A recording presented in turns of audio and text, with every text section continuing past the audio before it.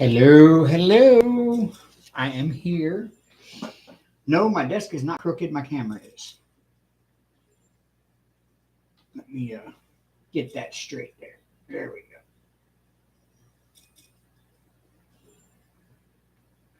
There. That was kind of annoying me. I hate crookedness. So, yeah, I'm here. Hello, happy Sunday evening. Coming to the end of another weekend. Hate it when weekends end. I just want them to keep going because it's never enough. But we're here. We're live. It is Sunday night, and I see Deborah and Diane here. Hello, y'all. I'll tell Hank hi when he wakes up. He's asleep up there in the cat tree right now.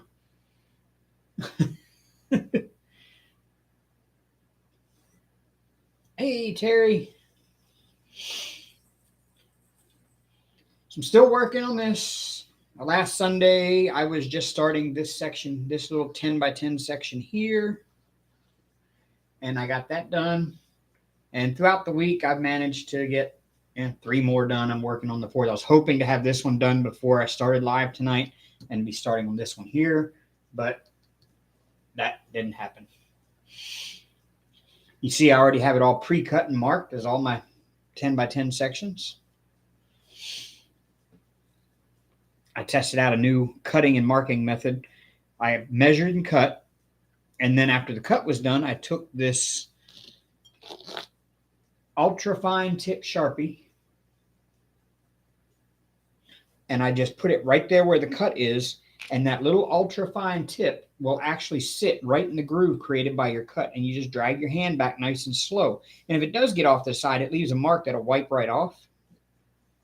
But because the paper is actually paper that is impregnated with silicone on the both sides of it, it'll actually soak into that cut edge of the paper so that you can still see it and it won't wipe off very easy.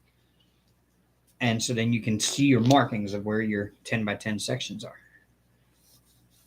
It's raining and thundering. Yeah, y'all had some nasty weather there, Dreamer, not long the other day. My son was in it. He lives in Covington, Tennessee, or outside, just south of Covington, Tennessee. And I came home from work on Friday night, and I happened to take a look at the weather radar, and I noticed there was a supercell, classic supercell radar signature showing up. And it was just west of him. And everything was headed in like a northwest fashion, like a west-northwest fashion. So it looked like it was going to go north of him a little bit. And but I, texted him and warned him. I was like, hey, you got a supercell with the business end heading just northwest of you, or just north of you. It's heading that way. I said, you better take shelter. He never saw the message. It just showed it was delivered. And then I saw that the city of Covington posted they got hit pretty hard. And I recognized some of the buildings and saw how badly damaged they were. I was like, wow, that's, that was a big one. And I messaged my son again and my daughter-in-law, and neither one of those were seen. So I messaged my daughter that lives in Atlanta, and I was like, hey, have you heard from your brother or your sister-in-law? And she's like, yeah, I just heard from them. They're okay. They're fine. It went north of them. It's like, oh, okay, cool.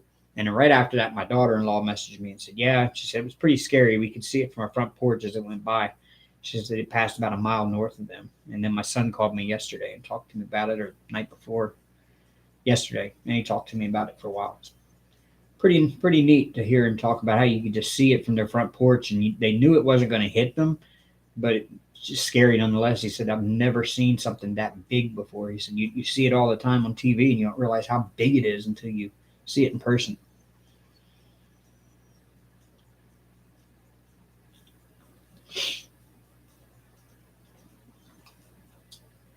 Yeah, he's fine. He's just fine. Like I said, it passed about a mile north of them. It went off from their west to their north, so it just kind of passed diagonally across about a mile from them. So he escaped the damage and all, but people in southern part of Covington, Tennessee, and the eastern part of Covington weren't too well off from that one. I've only heard of one death, but there was a few taken to the hospital injured, but could have been worse. But they had plenty of warning.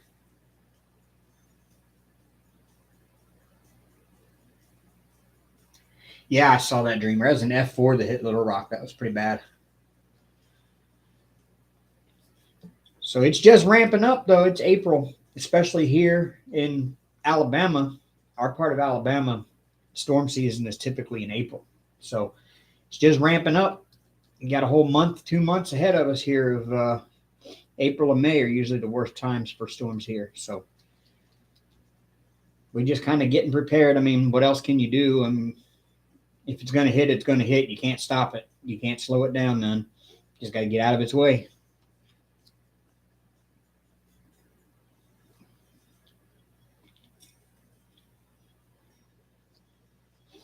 All right. So this is coming along very nicely. The only problem is from this camera angle, it just doesn't show the detail like it does from way back. You hold it way back and get a good picture of it, and it's sharp and clear and beautiful. It's going to be an awesome picture or an awesome image when it's done. But you're going to have to look at it from across a room to really see the image right. It's not something you're going to be able to look at from even 3 or 4 feet away and appreciate. You're going to have to be a distance away from it to be really appreciate this image.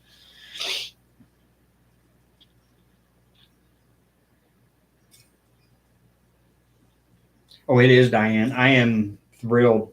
I'm more than thrilled. I'm just ecstatic over how this one's coming out.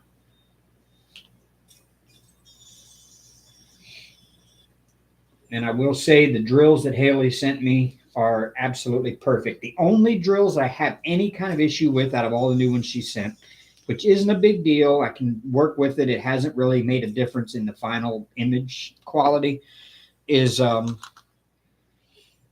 number 796, which is like this blue right here. If you can see, there's a lot of gapping in those drills because the drills seem to be an odd size. Some of them are smaller than the others, and so they don't fit into the little grid squares perfectly. Otherwise, I don't really have a problem with them. And when the lights are off, you can't tell anyway. When the light pad is turned off, you can't see it. I mean, if I turn this light pad off now, let me do that. You can't see that gapping in those drills anyway. So it's not hurting anything.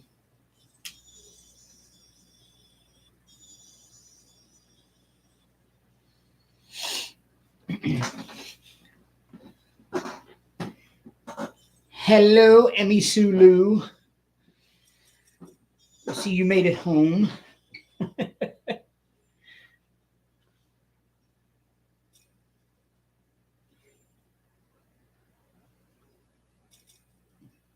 Did you change your name on YouTube? It used to be just Emmy Sue, unless that's a different channel.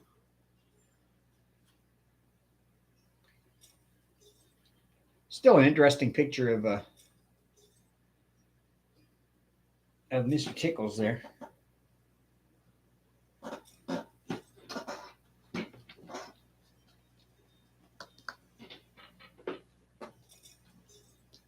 I'm having to sit, like, here's my knee over here. There's a leg right below this corner of the desk that goes straight down all the way to the floor. So I'm having to sit straddling this leg of the desk to be able to get over here. So I keep like moving the table and everything else with the chair, trying to get comfortable.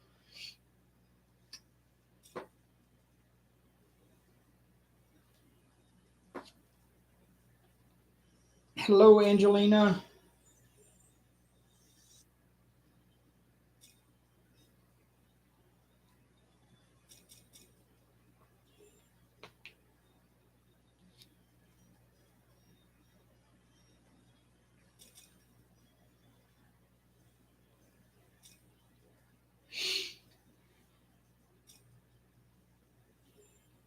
So I tried something a little bit different today. I actually went on and I had a page. Okay, I had when I was first starting the channel.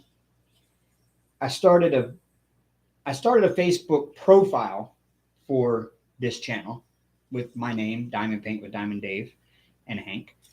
And then I started a Facebook group.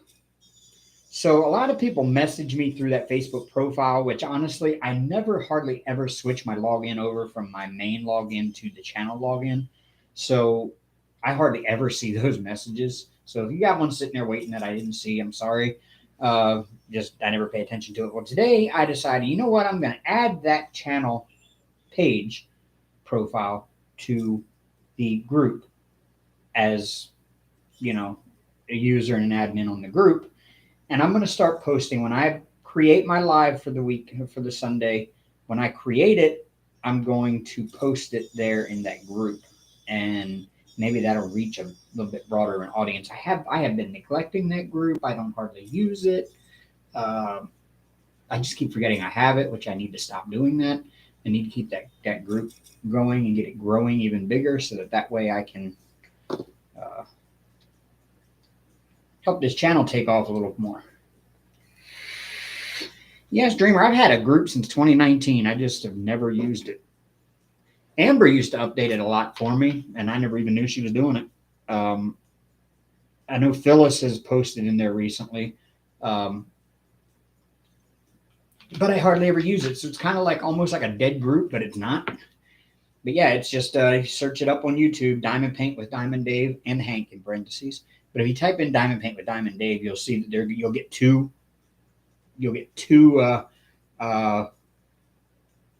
results back. The one with showing the pictures of some drills on a canvas is the group, and the one showing the picture of me with Hank on my shoulder is the profile page. You'll want to click the one with the diamonds in the profile picture, or the one with the drills in the profile picture. That's the group. And I should say underneath of a group page. You want to do the group, not the page.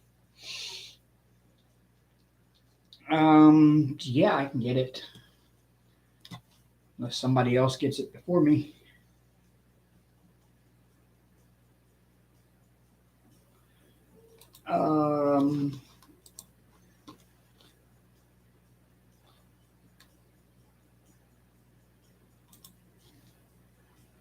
Groups. My groups. That one there. Actually, it's facebook.com/groups/Diamond Paint with Diamond Dave. All one word. Copy. And paste. And hit enter. Oh. There. That's my Facebook group.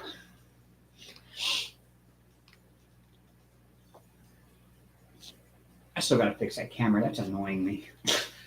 You don't know how annoying that really is, seeing everything angled like that. Ugh.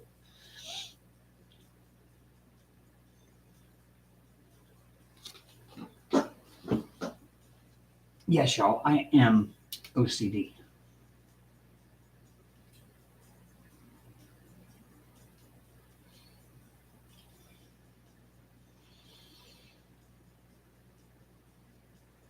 There. Better. Yeah, a lot of people have been following me a long time are already members of the group, but for new people that have just found me or haven't been following for a long time or just didn't know, there it is. And I will try to, from now on, also post the link to this live in that group. And I think when I'm on Facebook and I'm in other groups and stuff, I'm going to start adding my Diamond Paint with Diamond Dave page as a member of those groups as well. So that way people can find me even easier when I comment and reply and post and stuff like that. They can find me and this channel a lot easier that way.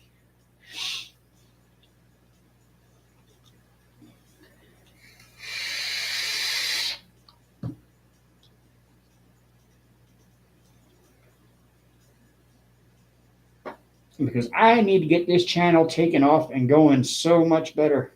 This channel needs to grow. I need to grow. Bigger, bigger, bigger. I need to come up with more content to post throughout the week. Maybe some time lapses. Maybe I don't do a lot of unboxings. I mean, lately that's all I've been doing as far as extra other content goes. So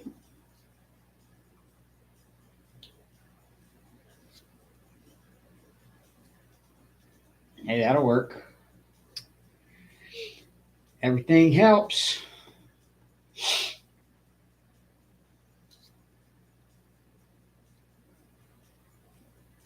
I need to get some business cards. What I need to do is get some business cards made and just leave them laying around. You know, when I go places and there's a waiting room, just accidentally leave some on the little magazine table. Like, oops, I was looking at it and dropped it there.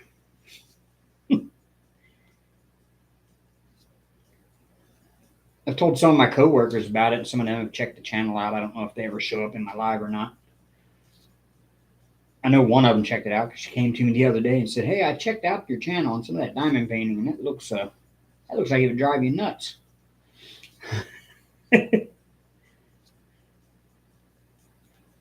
Most people I meet tell me that. It's like, I couldn't do that. It's too tedious and looks like it would just drive you nuts. I'm like, no, it's relaxing.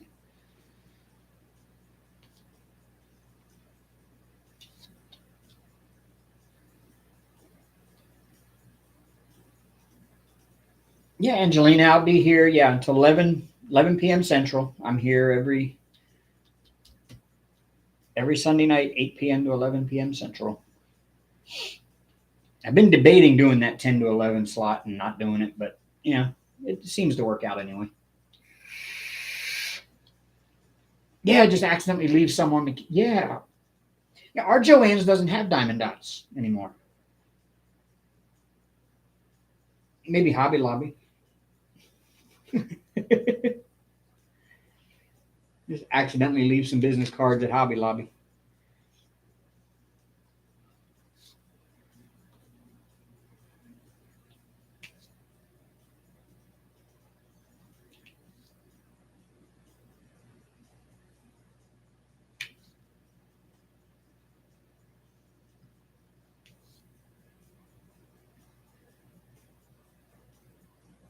Thank you, thank you, thank you.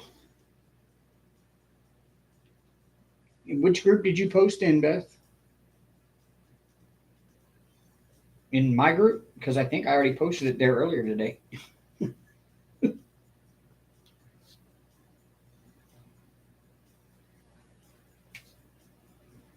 Oh, yeah, I posted the link in the group earlier today. I'm going to start doing that every Sunday. When I create the live on YouTube to schedule it, then I'll post the link also in that group.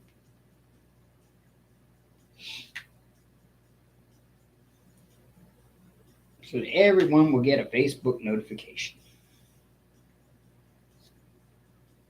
I'd like to know how. I guess you can use StreamYard to do it. I don't know how Tmall goes live in her Facebook group and on YouTube at the same time. But to me, that seems like it would just take too much effort in me trying to answer comments and see all the comments and everything else.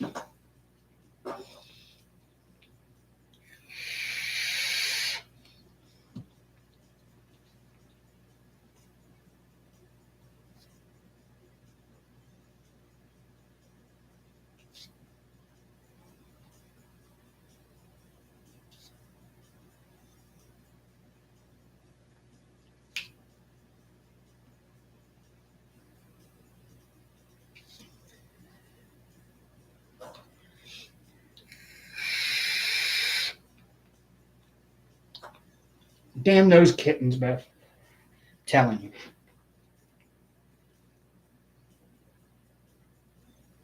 I have a Hank, and Hank decides he wants to do the same thing all the time. Like most of the afternoon this afternoon, which is why I don't have all this done, he kept wanting to be right here, sitting right here. I'm trying to work around him. I'm leaning over around him and my arm around the other side, and I'm trying. It just doesn't work. You have to stop what you're doing and pay attention to them, or they will just stay in the way.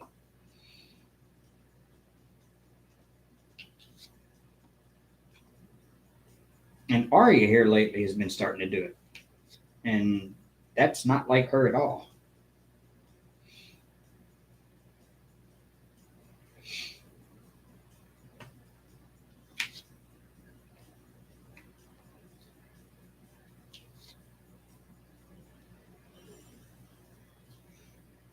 And yes, y'all, I have a game going on my phone at the same time I'm doing this, so you'll see me reach up there every now and then. It's just to, I can leave it going pretty much on its own. It's Slotomania, and I keep it on like auto spin, so it's just kind of sitting there auto spinning while I'm live. But every now and then I got to restart it, or it'll pop up a side game or something. I need to close that to get back to the slots. So you'll see me reach up every now and then and do that. But yeah, that's what I'm doing there.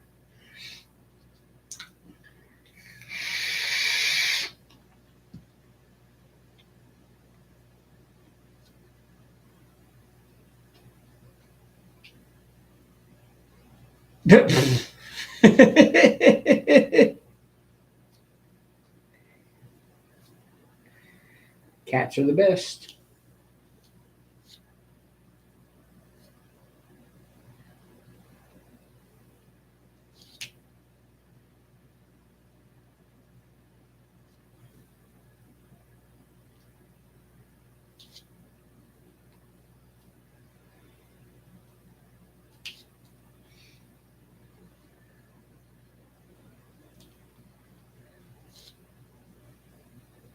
I haven't seen Robert or Michelle here yet tonight.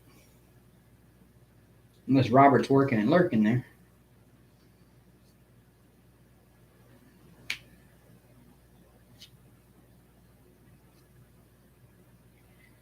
That's what I ought to start doing. I need to put that in my description. Thank you for reminding me. Need to put that in all the descriptions of all of my videos. Put my group description in there. And I've already got my buy me a coffee and Ko-Fi links.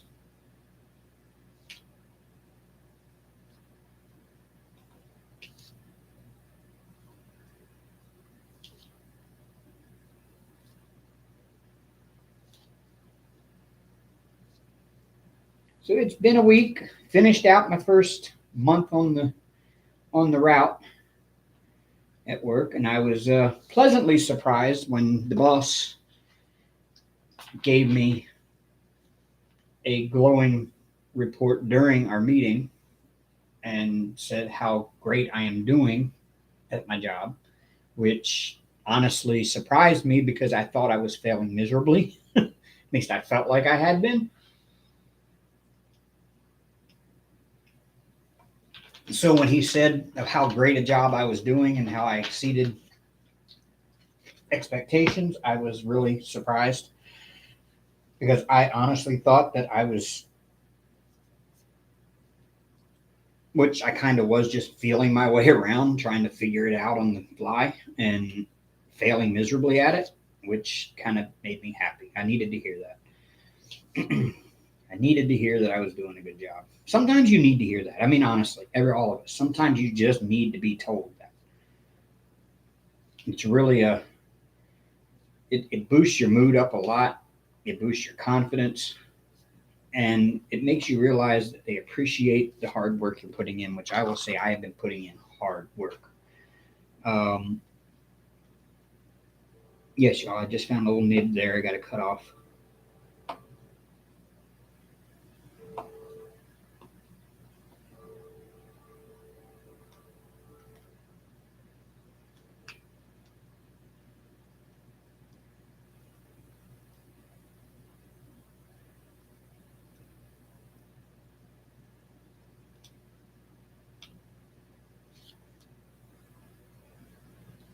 There it is. That's how easy it is to fix a drill that's got a nib on it. If you can see it in the gap between the drills, if you can see it gap making your drills gap, you can just take a knife in there and just slice it off.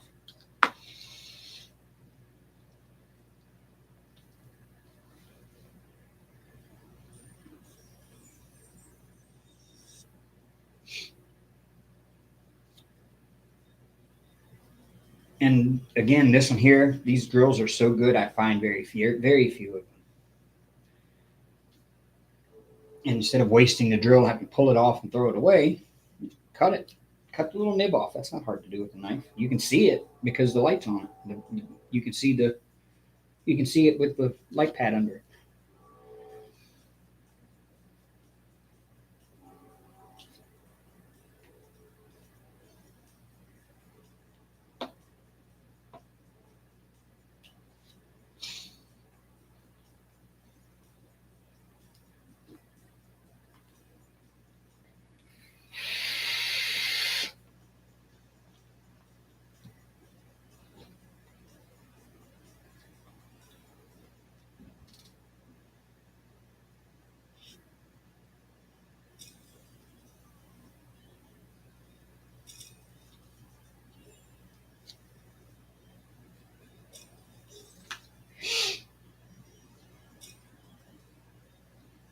So I do get to bring my company truck home with me now. That's a good thing. I'm not wasting my own gas to go back and forth to work every day, which is saving me a lot of money for now. The way it looks, and I'm kind of just looking at the future. Once I get my bills all caught up and I'm off these payment arrangements, I might still just keep it and start using it to go back and forth to work because it is so much easier.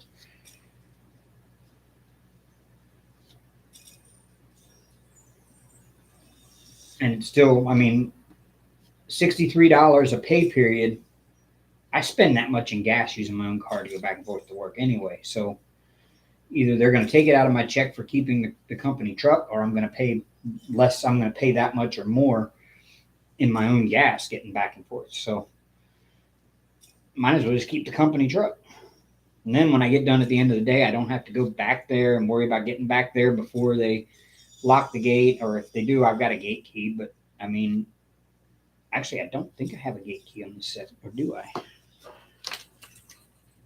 I do not. I need to tell the boss I need to get a gate key on this set because I don't have one.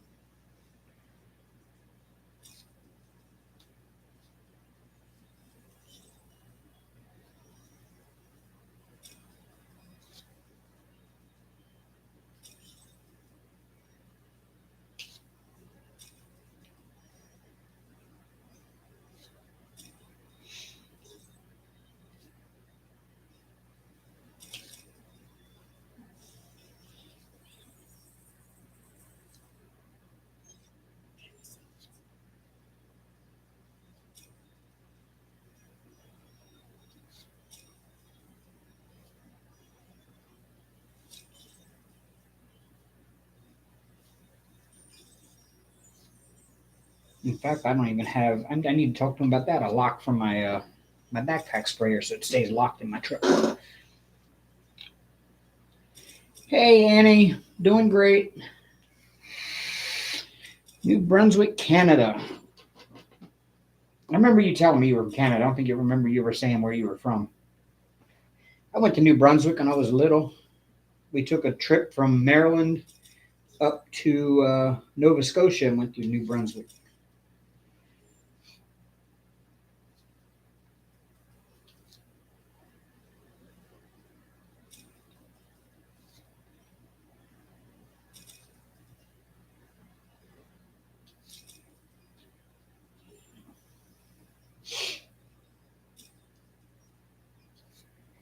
It was a pretty neat trip. It's one of my childhood memories I still remember vividly. It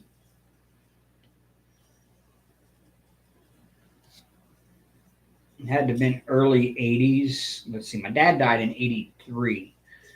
So it had to have been 81 or 82 we went up there. I think 82. Oh no, it had to be 81 because it was just before he found out he had cancer. Um,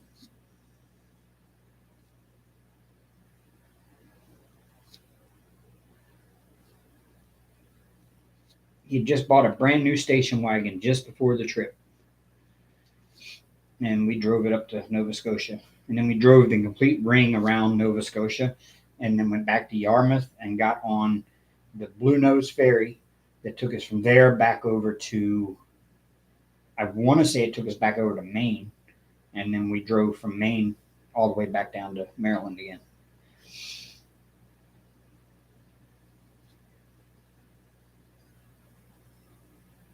Reversing Falls. I don't think we got to see that along the way.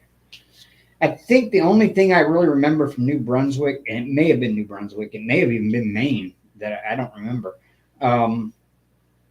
We went to a beach at the Bay of Fundy. And I remember we went to the beach, and you had to take these stairs from the cliff, top of the cliffs, and you took these stairs all the way down to the beach. And you could walk around on the beach, but there were signs there that said they had like these horns that went off. And when these warning horns went off, you had like 10 minutes to get back up to the stairs because the tide would come in. And when the tide came in, it came in all the way up at the top of the cliffs. It was just that high of a tide that would come in and out. And I remember that vividly to this day, walking on that beach down there. And I remember like the big islands cliffs out on the beach, like you were walking amongst these huge, tall, towering islands that were just coming up off the beach. But then when the tide came in, it was covered all the way up to the top of that. And there was trees growing on top of the rocks and everything on top of these big rock islands and on the beach.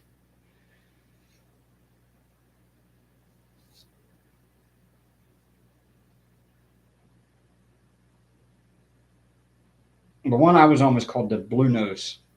I remember the ferry. It was called the Blue Nose from Yarmouth to Maine.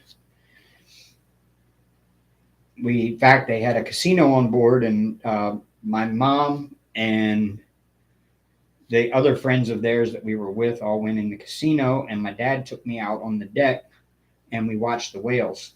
We could see the whales over in the water off the side of the boat.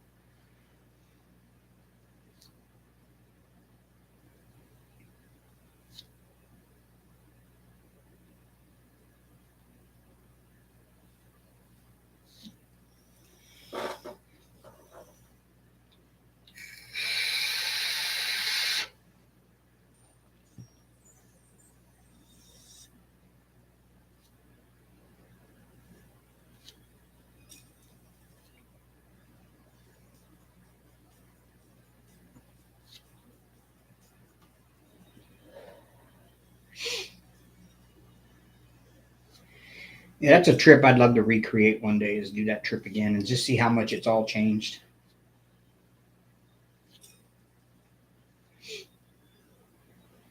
I mean, I don't remember a whole lot, but I remember some of it. And I do remember in New Brunswick, we went to a place, the name of it was called Charlie's. And it was a steakhouse. And we had stayed in the motel next to it. And we went in on that trip. The big thing was everywhere we stopped, I wanted hamburger, French fries, and a Coke. And we went to Charlie's to eat dinner that night after we'd stopped for the night. And I went into Charlie's, and they said they wanted a hamburger, French fries, and a Coke. And they said they didn't have it. He sent Charlie over to tell us that they didn't have a hamburger, French fries, and a Coke. But he said, I'll bring him something else. And he brought me a steak, a small steak that they had to cut up for me and all. But because I was only like, I don't know, 7 years old. And Charlie came and sat and ate with us because he found out we were from the U.S. and we were out of town and all, and he was just interested in talking to us. And he came and actually sat and ate his dinner with us, and brought me a steak, and he covered my meal. So the owner of the restaurant did, and that was just kind of a thing I can remember. And I think I remember he actually gave us breakfast the next morning and gave it to us for free or something, if I remember. Yeah, it was really cool.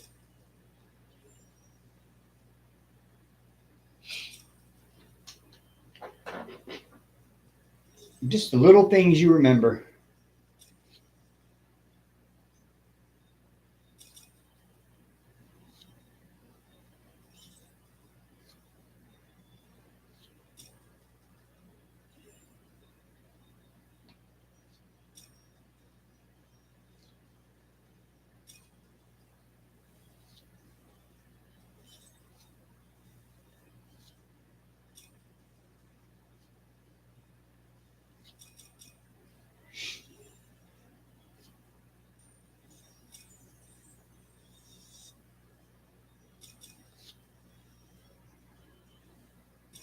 Yeah, that's the way I remember it. Everybody was so friendly up that way.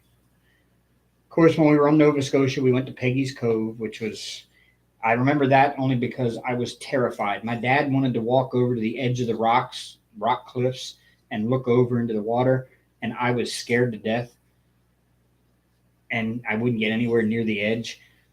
Now, here I am, a grown up, and I would probably like hang my head over the edge and like that and sit there like that because like what I do when I go hiking and I get to the edge of a lookout like that. I'll sit on the edge and lay down and hang my head over the edge and look straight down.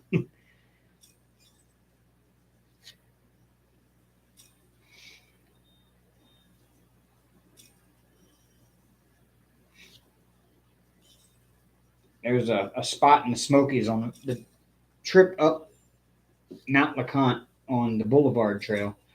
There's a little side cutoff that takes you over to um, a place they call the Jump Off, and it's at least 1,000 foot drop from that point.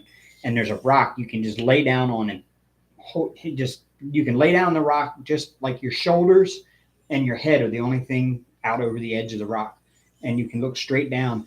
And the way the wind comes in, the wind hits the face of that mountain right there and blows straight up. And you can lay there with your head hanging over, and you get this nice cool breeze that just blows straight up to your face. And it is so cool. And the trees just look like little mini toothpicks down below.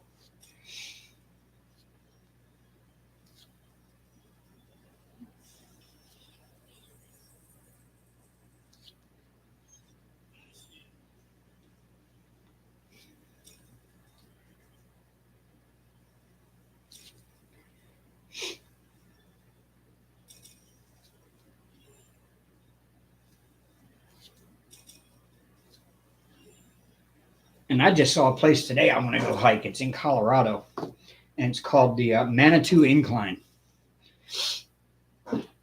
Manitou, Manitou, something like that. It's in Colorado. It's near Pikes Peak, and it has the longest and highest set of steps in the world. In under 1 mile, you gain 2,000 feet of elevation upstairs. There's 2,744 steps to go up to get to the top.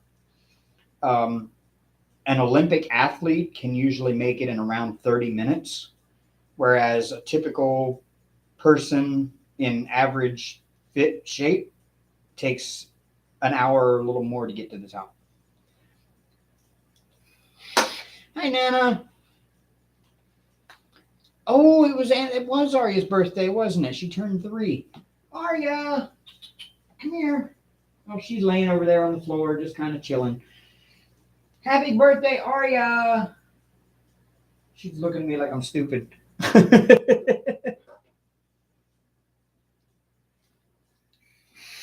You're 3 years old. Arya, you're a whole 3 years old now. Come here. Hey. She ain't paying me no mind. She's like, I'm sleeping. Leave me alone. Hank's just laying up in the cat tree, yawning and looking at me funny.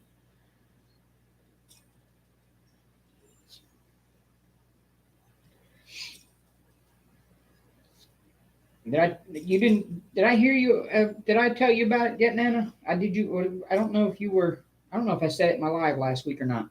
Arya got me on the nose, right on the tip of the nose last week. One day, she was under my desk and I was playing with her. I was like down there on my hands and knees under the desk playing with her. I went down to pick something up and she was down there, and I was just kind of messing around with her, and she was kind of like swatting at me like playful little swats. But she swatted at me one good time, and I didn't even feel it when she did it. Like it didn't hurt. She swatted, and she just kind of brushed my tip of my nose, and I didn't think nothing of it. And I went to go like rub my finger across my nose for a minute when she did it, and I had blood just pouring out of the tip of my nose where she got me.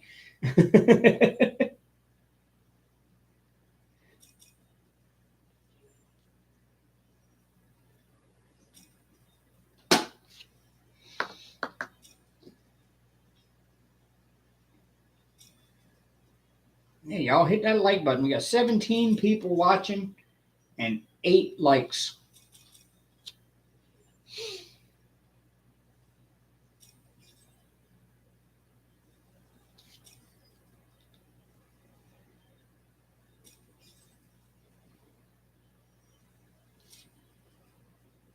I guess.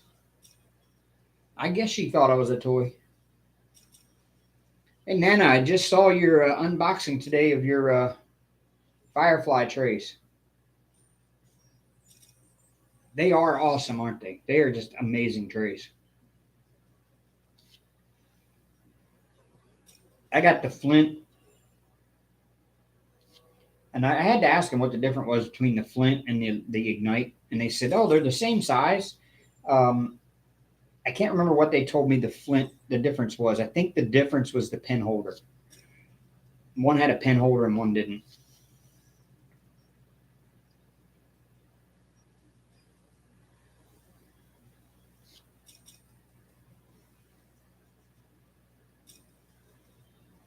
No, I did not. I need to.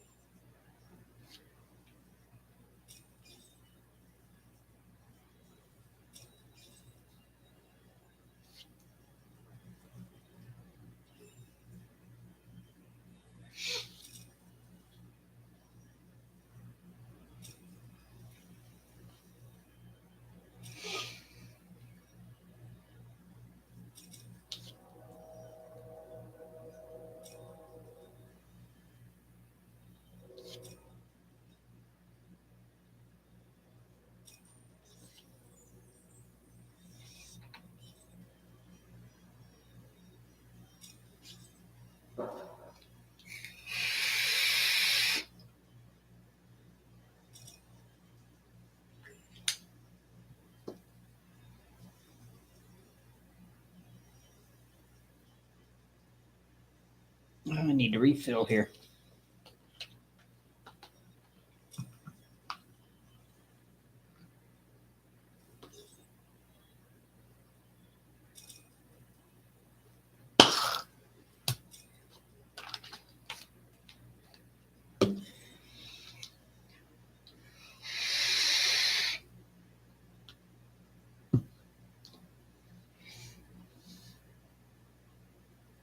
My light isn't as effective here. I've got this magnifier light right here that when I'm working over here is works really well. But from way back over here where it's at, um, it doesn't shine bright enough right here where I need it so that I can actually see the drills when I'm picking them up.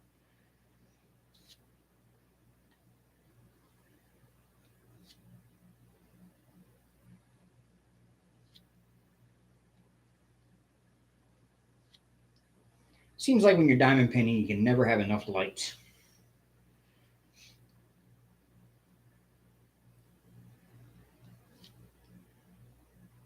Never enough lights.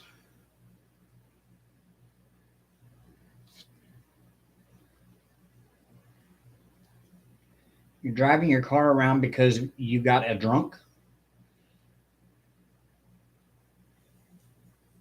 Oh no, Nana, I'm sorry. Oh no.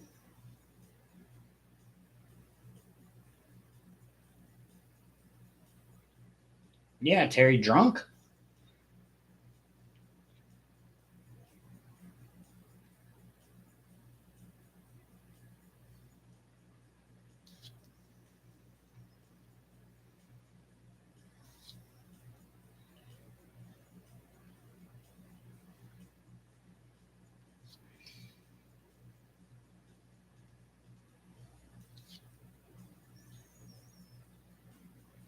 Man, that sucks, Nana. I'm sorry.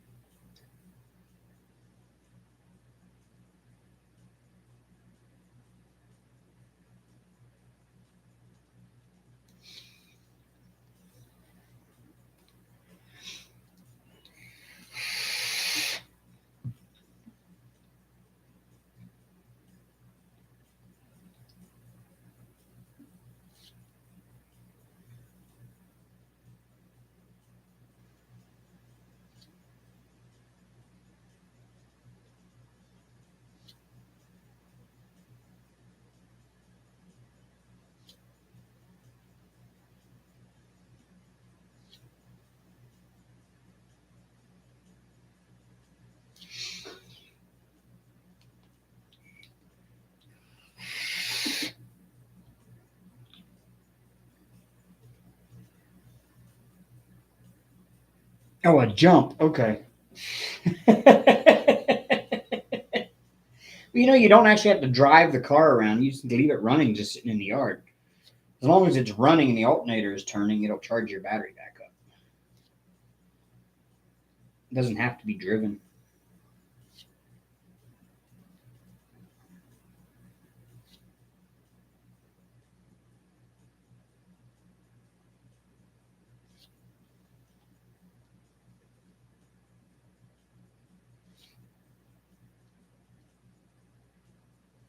I had to do that the other day. I was supposed to work on a Saturday morning, and it was during that really cold snap we had a couple weeks ago, and I was getting ready to drive my car to work, and I woke up that morning and my car wouldn't start.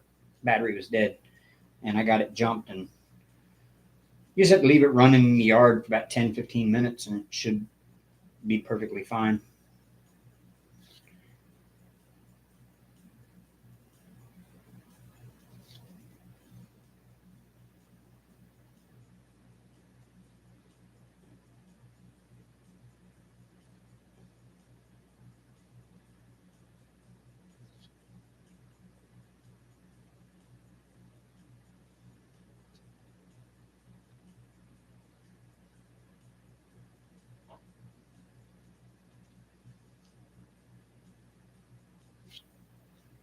I think that's all of that color.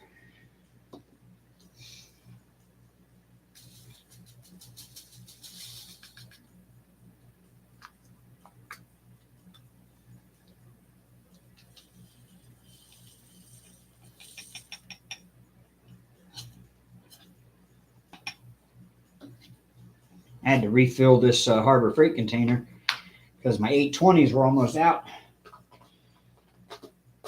And see, I've still got, actually, that's in the wrong order. I would have missed it. I've still got all of these drills left here that will not fit in the Harbor Freight containers yet.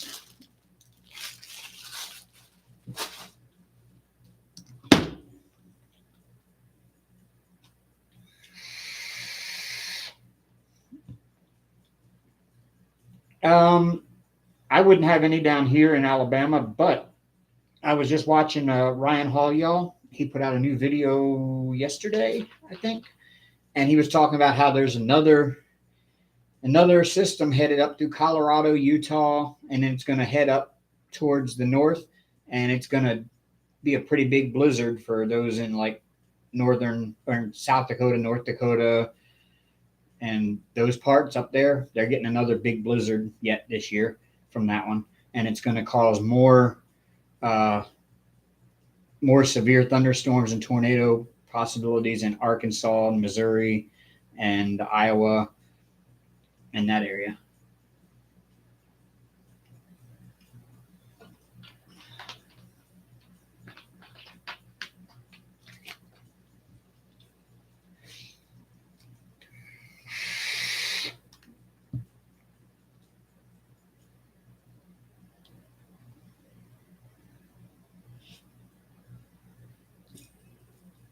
Nope, no snow here at all. In fact, it's been in the 80s the past few days. Kind of nice.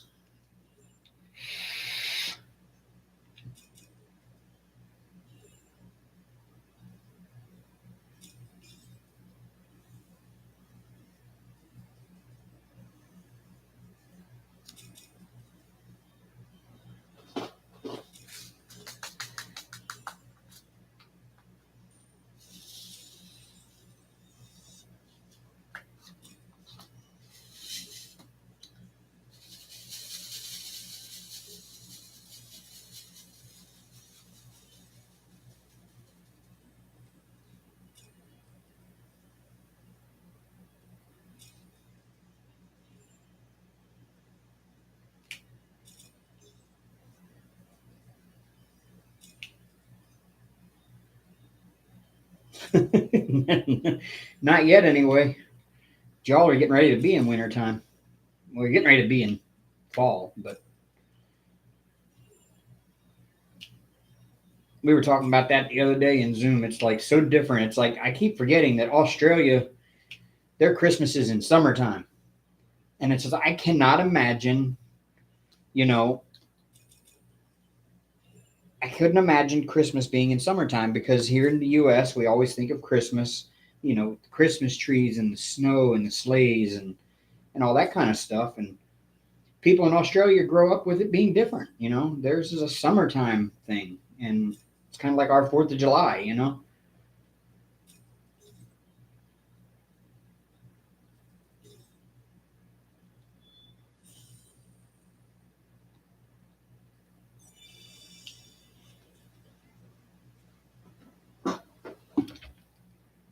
Oh,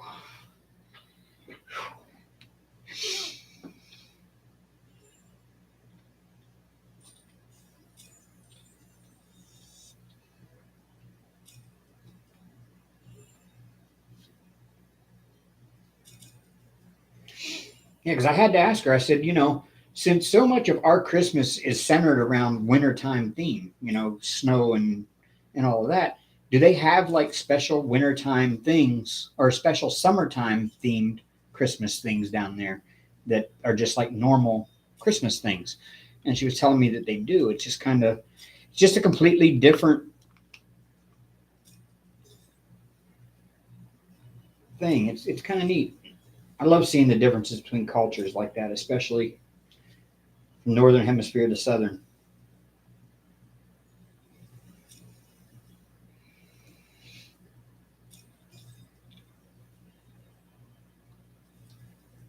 Oh, when I used to drive truck, Annie, they used to have um, they still used to have like chain laws up, and they were having blizzards in Northern California at Donner's Pass there outside of Reno. When you come out of Reno, Nevada, and you're going into California, you have to go over a mountain pass called Donner Pass. It's where back in the days of the pioneers heading west for the gold rush, some of them got caught in a snowstorm at this mountain pass, and they had to, basically hunker down for the winter there. And they were ill supplied and not ready for a wintertime bivouac, basically. And they end up eating one another. So when the summertime came, people found them. Some of them had been eaten by each other. It was kind of gross. Yeah, it's a famous pioneer story here. But there's a mountain pass you drive over on I-80, and I've seen the chain law up, and I've seen blizzards in July there.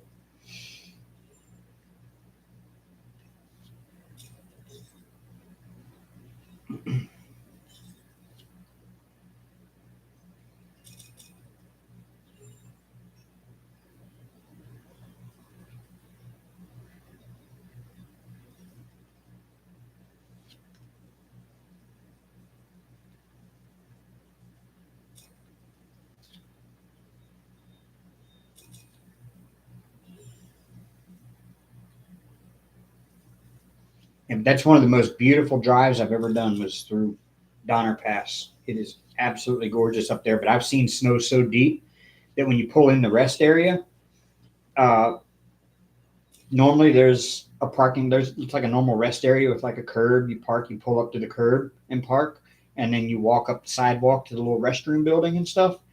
And there, no, you have to climb up this snowbank that's like a wall where the curb would be, and you climb up that snowbank and over the top of it and back down to where it's drifted so high, but then right around the base of the building and under the eave of the roof, it hasn't drifted into there, and it's kind of the snow kind of slopes down into the where the entrance of the building is, and so you actually are like walking on top of the snow above the roof of the building until you come down to the edge of it and it slopes down to the entrance of the building because of the way it drifted. They get huge amounts of snow up there every year.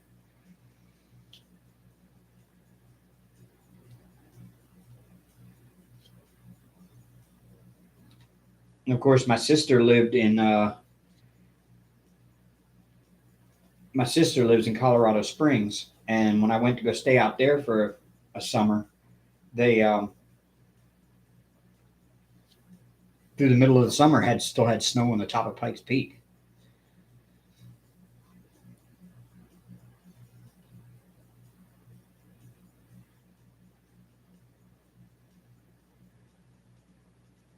Yeah, welcome home, Ashley. I never heard that there was a valid time. I figured it was any time on April Fool's Day you could be pranked. I didn't know it was only valid until noon.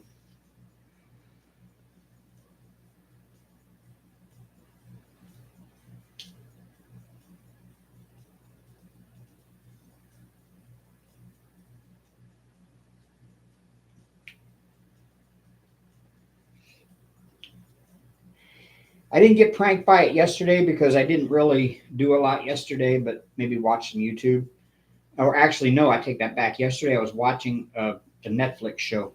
Okay, Friday night I got home from work. I sat down, started diamond painting, ordered a pizza, and I started watching this show on Netflix. It's got like 7 seasons, and I ended up staying up all night Friday night and watching it. And I watched it almost half the day yesterday, more than half the day yesterday. I finally made it into season 4 before I stopped.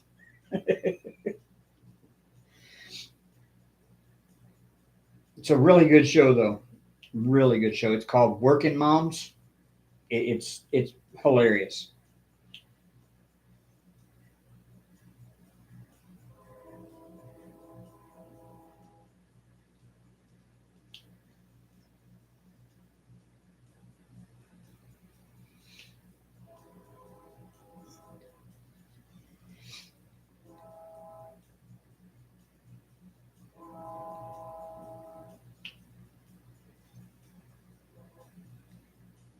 The problem is they're not going to make any more new seasons because they filmed the last season and released the last season this past January. So there's no more seasons coming, which kind of sucks because every time I get into a good show on Netflix, it always is one that's just ending as I start watching it, or it's already ended and you're really into it and there's only like 2 seasons and got canceled after 2 seasons. That's my luck.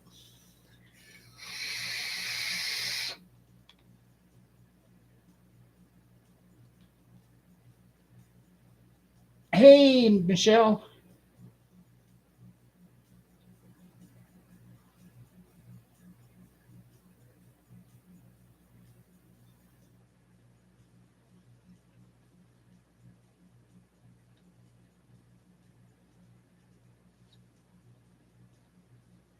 It's always my luck. Oh, you saw it, Terry? Yeah, that was a great show. It's funny. For people that are mildly offended by nudity and discussions of sex, it's probably not your thing. There is an awful lot of sexual content in it, um, and sexual themes. It's the best way I can describe it is it's kind of like Sex in the City, Canadian style. um, it's about several moms who are in like a mommy and me group, and it's just they all are dealing with their life, their jobs, and their marriages, all while being mothers and trying to deal with how to parent their kids properly. And of course, all of them parent differently, and some of them are so wrapped up in their career that they lose sight of their family and stuff like that. But it's all done in a comedic sort of way.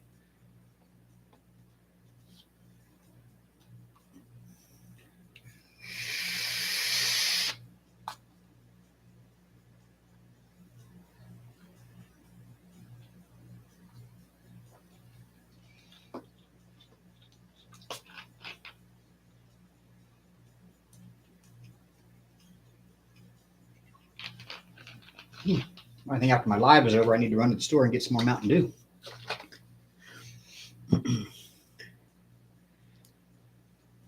Dr. Quinn, Medicine Woman. You know, my ex mother in law was into that show. I never got into it.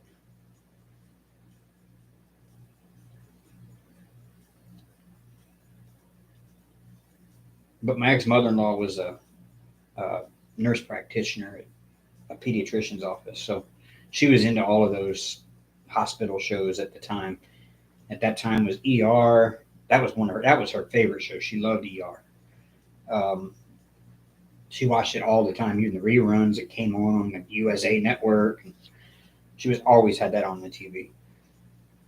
I don't think Grey's Anatomy was around then yet. It may have been. Yeah, she was into all of those medical type shows, Dr. Quinn, ER.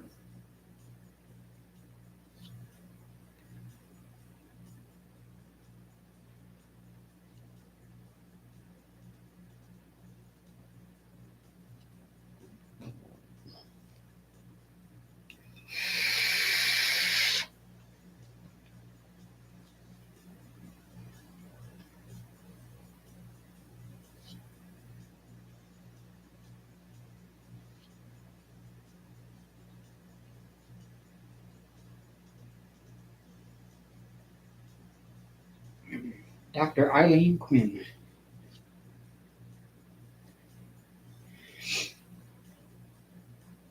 And imagine how that doctor felt when she got her doctorate degree and she started out being a doctor. Next thing you know, there comes out a TV show with the same name as her. You'd be like, what?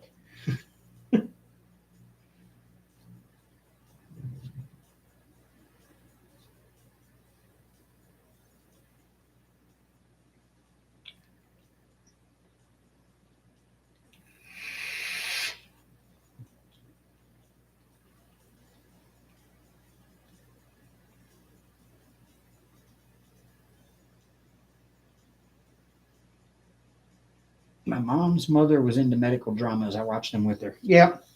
I didn't watch them with my mother in law because she always came home from work and went straight to her room.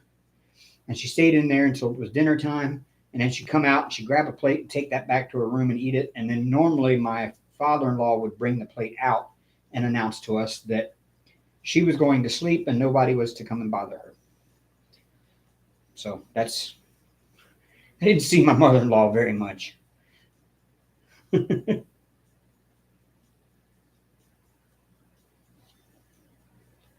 That was when my wife and I were living with them. My ex-wife and I don't have a wife now.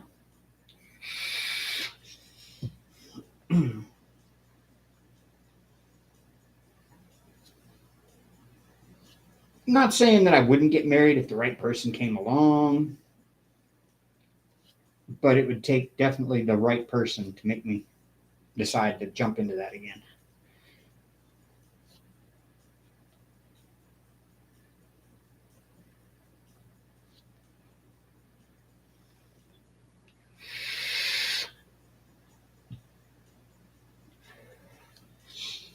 I love how the vape changes the focus on my camera, and then my hand does too when I'm diamond painting, and it moves and causes my camera to do that. I've never heard of that show before. Coronation Street. Nope.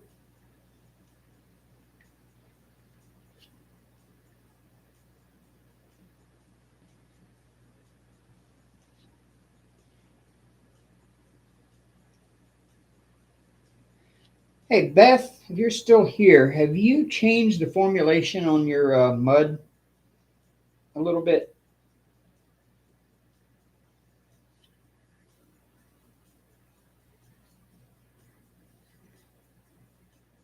Because I noticed the older mud that I have of yours, I can do almost two of these sections before I have to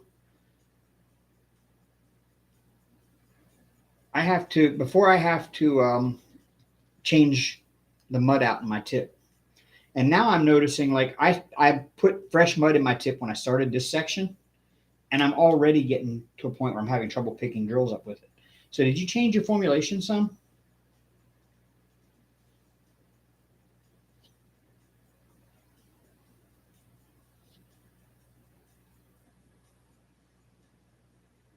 Or are these just extra dirty drills?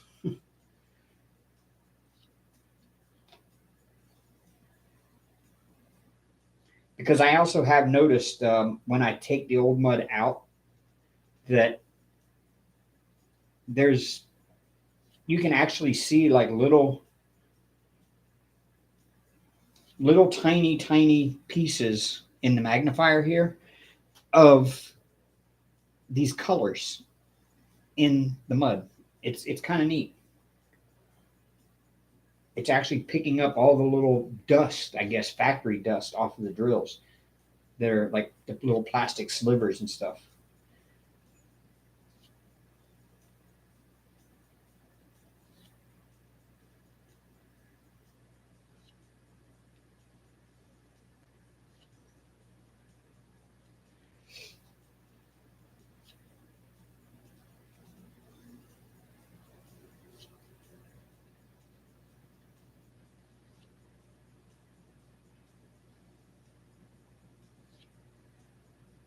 I mean, it's not really bad yet, but I have a feeling by the time I get done with this section, I'll have to change the mud out again.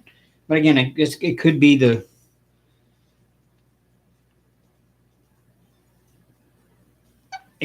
these drills are just really kind of icky. Um, Terry, I don't know that I'm actually looking for one for that purpose anyway. Um, I wouldn't say that.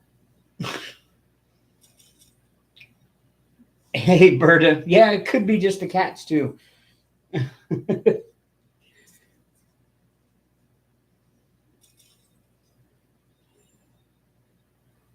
That could very well be the issue there.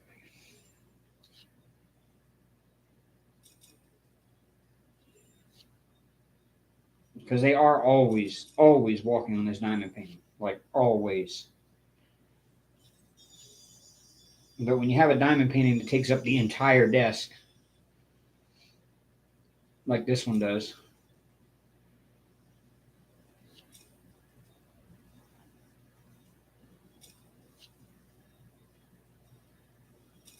you know what? I am going to checkerboard this little section. Just because it's boring and monotonous doing straight lines.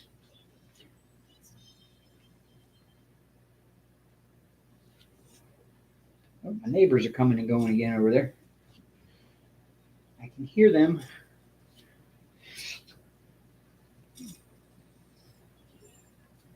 Okay, that's up to you. I mean, honestly, if you made it so that it doesn't last as long, it would probably benefit you more in the end because it was lasting so long before that people didn't have to buy it that often. The only reason they'd want to buy any new stuff is if you had like a new scent that they wanted to try because the mud was lasting so long.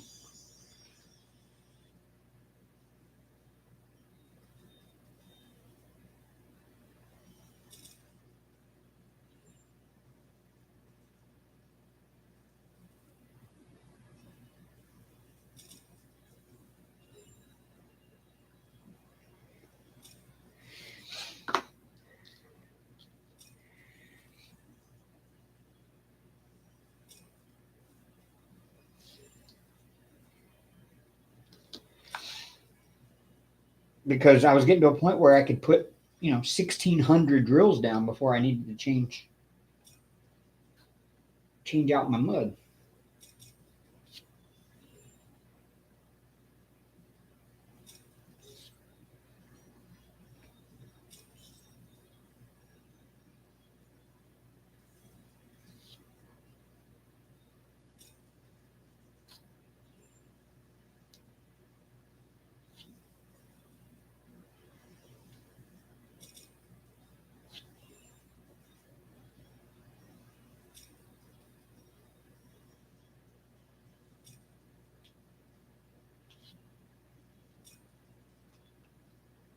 Yeah, the scents are the draw.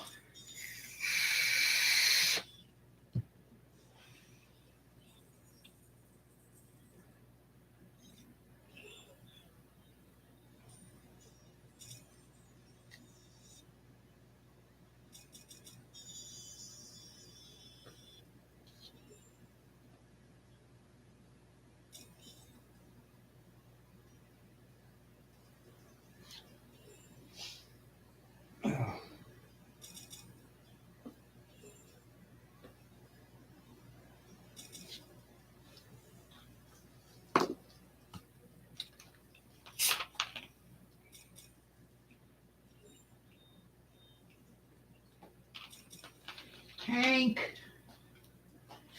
You finally deciding to sit up and look around, huh? Are you?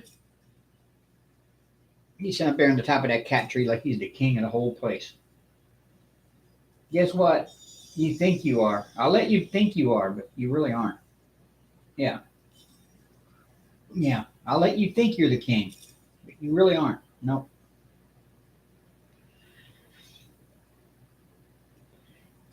Dreamer, this time around, I've been working on it for. See, I got the new drills sometime in February, and I kitted it up when I got them, and I started on it. So since the middle of February or somewhere around there, um, I've gotten over here is the 40 by 50 section done, and I'm starting on the second 40 by 50 section now. But all totaled, since I've had this thing, I got it in 2020. I started on it right away. Then I got a section about, a small bit of a section about this big right here done, and the drills were like they weren't. They were gapping really, really bad because the squares were bigger than what the drills were. And so they replaced the kit because it was a misprint on the canvas itself. And then I got it back. I got that part in. I kitted it up with the new drills that came with the new kit. And I got done a 25 by 25 section here, like this big right here. I got that much done here, and then like a little 10 centimeter section across here over to where Hank's butt is. And then over there, I got like a 30 by 30 section done on the other end on the bottom corner. And the drills were popping really bad. Get up there, Hank. Oh, thank you. And then I realized the drills were popping, and I contacted her back in December. So I put it away again. And she sent me out all new drills, and I put it away until the new ones came in February. And then when the new ones came in, I kitted it up. So yeah, about the middle of February or so until now, I've gotten a 40 by 50 section done there. I've gotten a 40 by 50 section cut out and marked and ready to go here. And I've already done the top row across. So the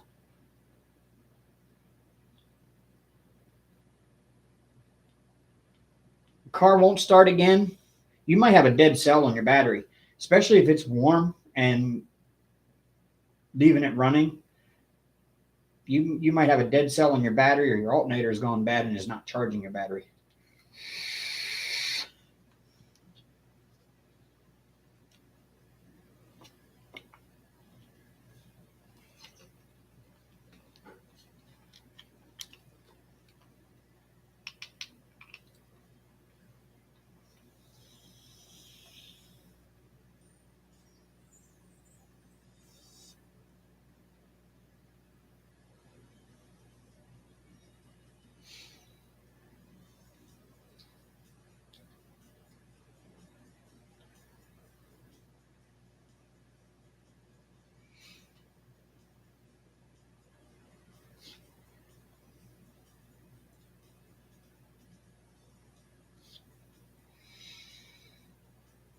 You've been in physical therapy since the beginning of February. How come I never heard that yet? I didn't realize you were in physical therapy. Maybe you told me and I forgot. Because I am good at that. Especially here lately, I've really been forgetful of a lot of things.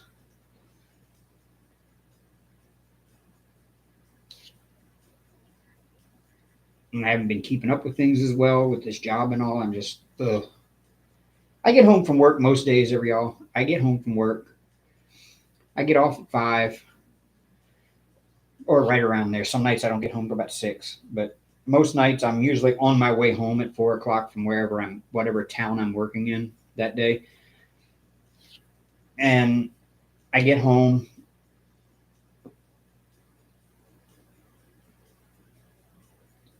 And I sit down in the chair.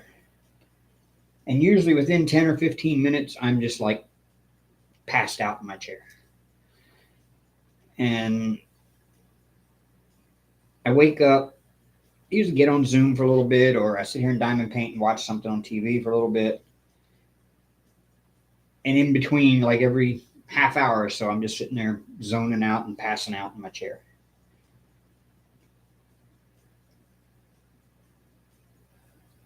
So I haven't been keeping up with a lot of things, a lot of people, and a lot of conversations and stuff. It's kind of been rough.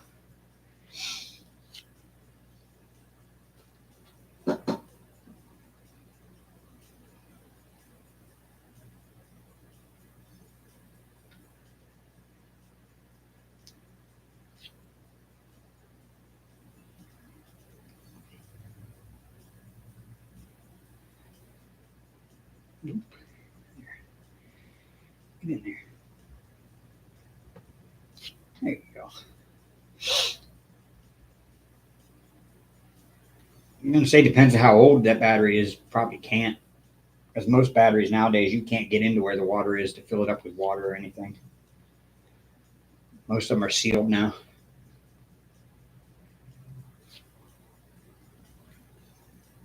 Because battery manufacturers were finding that people were refilling their own batteries, and the batteries were lasting a long, long, long time in the cars, and they weren't selling as many batteries.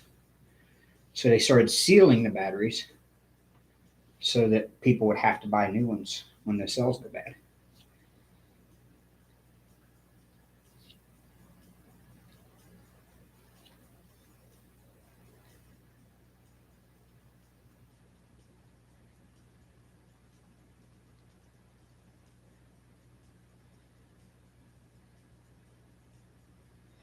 Oh, yeah. I would say you've got a bad cell in the battery and it's not holding a charge, or your alternator isn't charging it. So it's one or the other.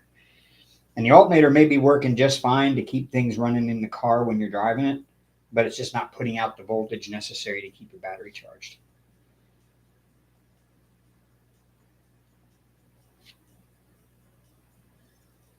But it's cheaper. Well, I don't know. It costs about the same. If you know how to do the work yourself, you can get away with pretty much the same price for either battery or an alternator.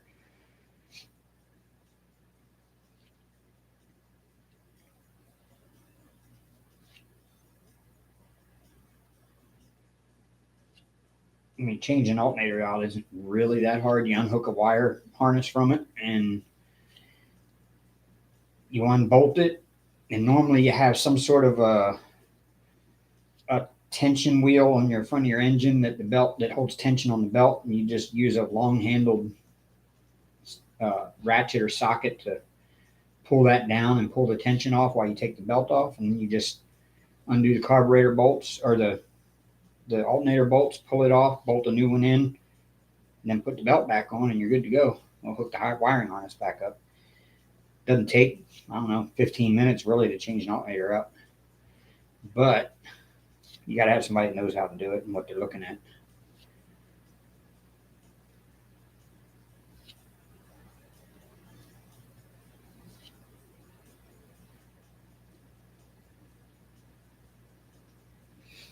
But yeah, they're both about the same cost nowadays. New battery is about the same price as a new alternator.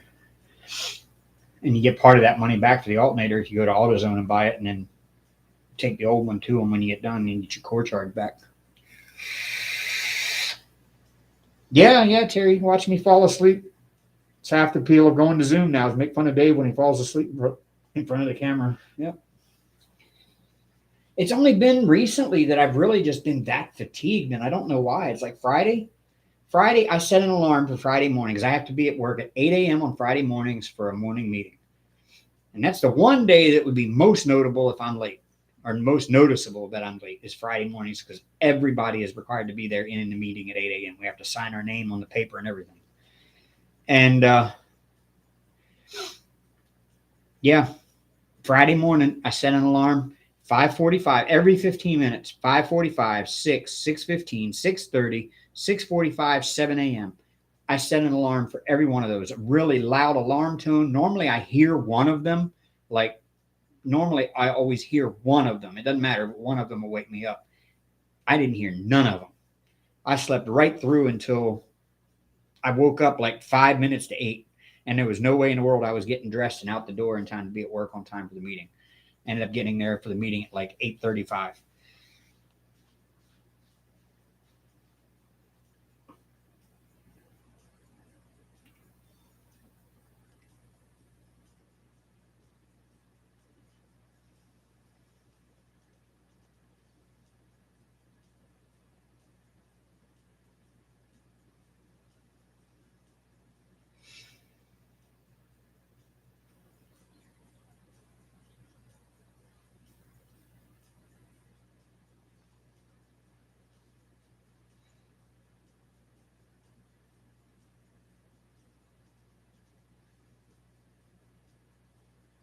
Yeah, true. If you remember how to replace the belt correctly, that's why I said you got to have somebody that knows what they're doing. And when it comes to an alternator, I mean, if they know what they're doing on under a hood, they can usually get it. It's usually not that difficult. Most cars. I'm gonna tell you, I had a it was a Chrysler. It was like Chrysler's version of the Dodge Intrepid, I think. It kind of was a little more luxury than the Intrepid was, and it had a V6 stuffed into this little hood area. I mean stuffed in there. I wondered when I opened it up how in the hell they got this big ass V6 in this little tiny hood area. And I'm going to tell you, I'm glad I didn't have to do any work on that thing. I ended up trading it in because it had a leaking um,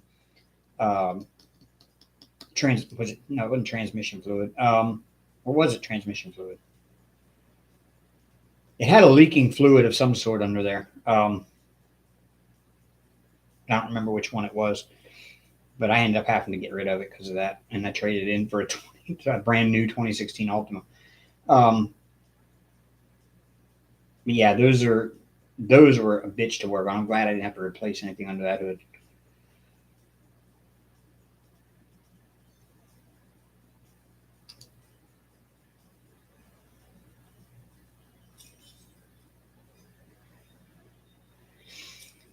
Terry was sleeping in Zoom the other day. Yeah, she does that too. I think we all do at times. I think we've all done it. Like, I know Emmy Sue's done it a few times.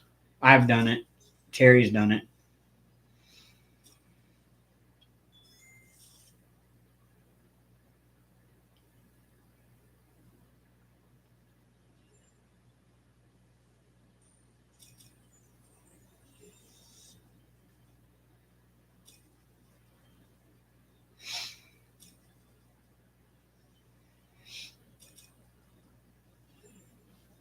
Okay, you haven't, Ashley. All right then.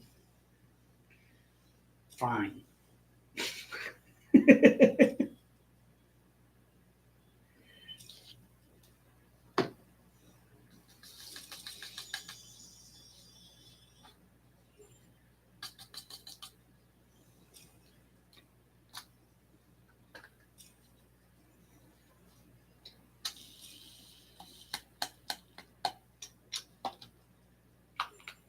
I was only falling asleep in Zoom last night because I had already been up like 30 some hours. So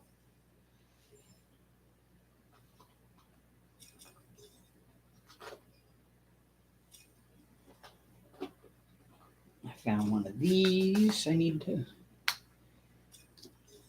pop in there. Come on. There it is.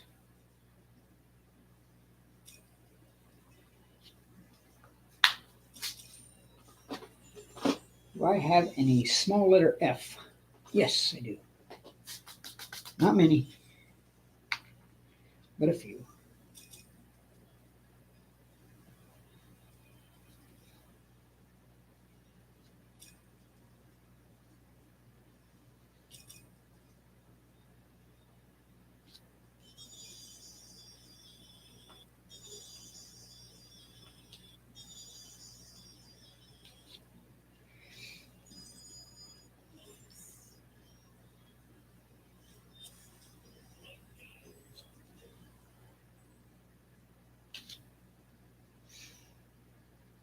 Oh, that is exhausting, Terry. Well, Beth, okay, you haven't either. Wait a minute, Beth. I think you did one time. But then as soon as you woke up, you're like, oh, I got to go to bed. But I think I remember you doing it once.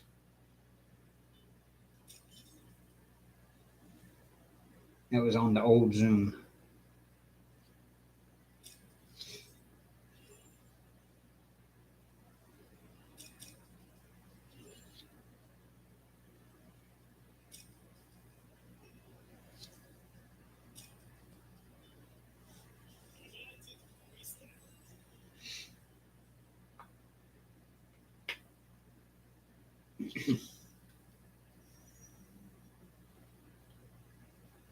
Oh no, Ashley.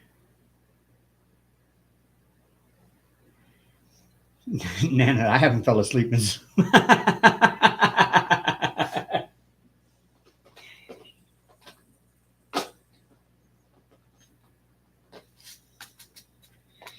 Mine wasn't like sleeping. Like I was asleep enough that I was right on that edge of like being out, but I wasn't like fully.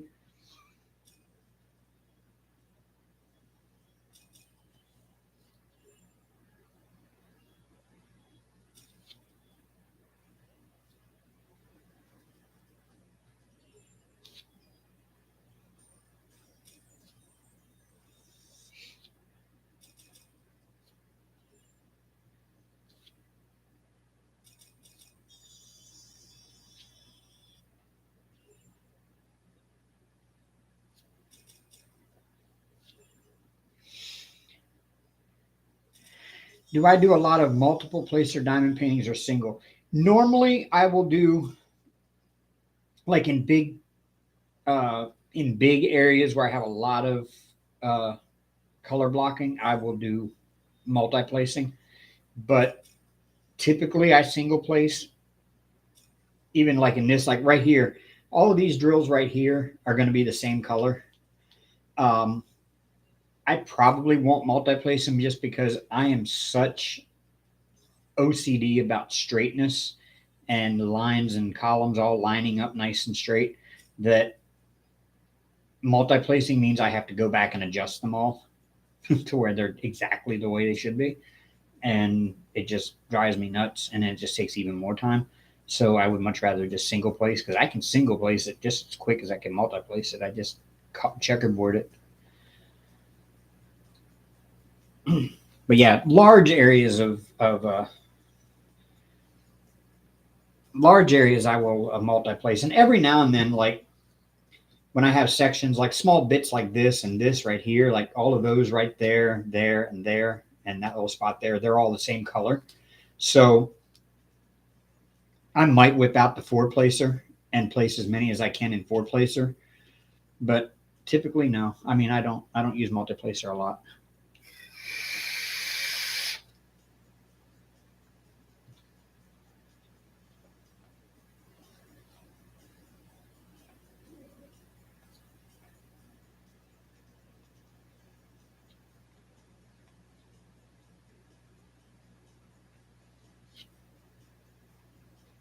That's why there's some people I watch them live on YouTube when they're doing a live or a whip and chat, and it just makes my skin crawl because they're sitting there multi-placing all the drills, especially the rounds.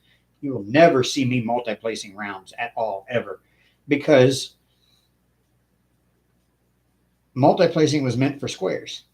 As long as your canvas is printed right and the right size, you can get away with multi-placing squares and not have to move them around so much. This canvas, it's iffy. Like if I multi-place, um, sometimes the drills will not line up where they should, and you have to gap them on some of them because the drills are varying sizes on some of them. But um, if you get I can tell you this, a square DAC, I could multi-place better because everything lines up like it should. Their drills are better. Their printing is better. Um, and I could multi-place a large color blocked area, and it would be pretty damn straight. Um, one like this one, no, usually not. But a round one, never would I ever multi-place a round because rounds weren't meant to be multi-placed because they really should not be touching. And when you're multi-placing and you put that multi-placer down there, it shoves all the drills together to fit on that thing. I mean, you would have to have them arranged just the right distance apart and just barely touch them and multi-place in order to do that. And I'm not good at that anyway. So I would be sitting there readjusting every single round anyway.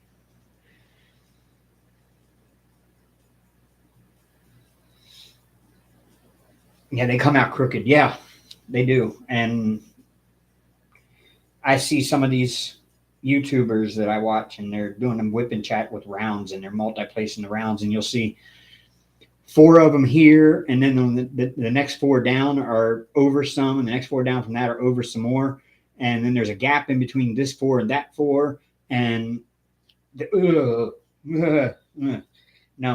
it's like nails on a chalkboard.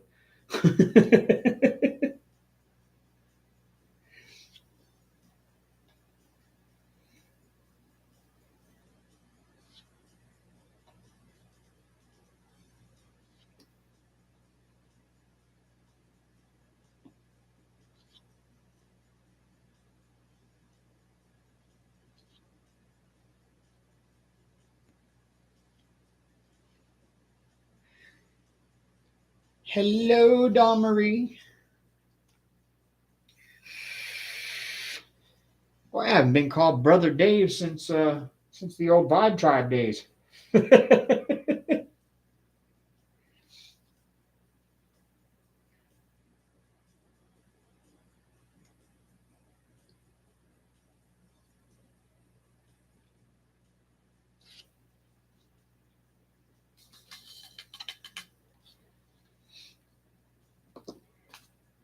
Which reminds me, I still have that Vibe Tribe TSA that Sherry had her put out.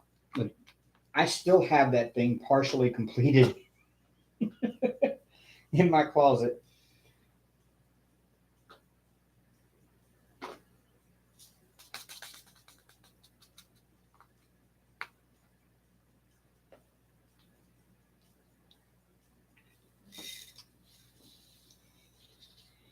Really should finish it too.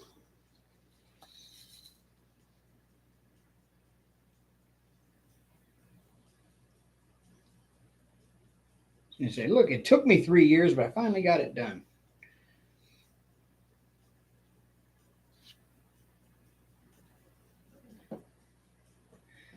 Squirrel. Oh, Lord.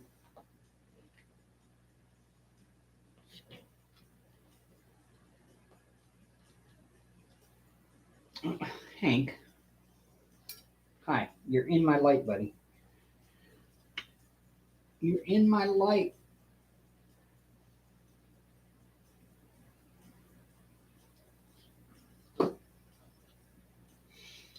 See, my light is right here on his back. And he's sitting right underneath of my light. Hi, now that's not the better place to be. No. No, that's not. No.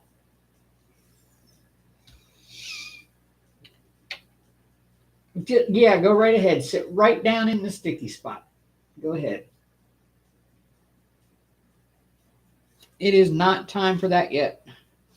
He doesn't get that until 11 o'clock, Diane. And he knows it. Sometimes he gets it like between 10:30 and 11, but it's not even that time yet. Actually, in his clock it probably is, because he doesn't understand that we set the clocks back an hour. So it actually is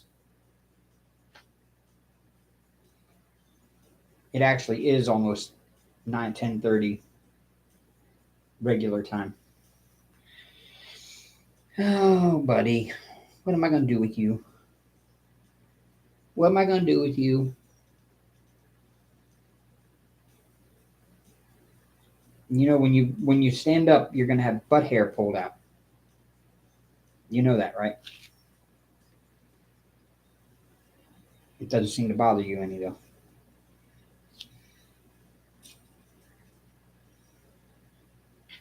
Okay, here.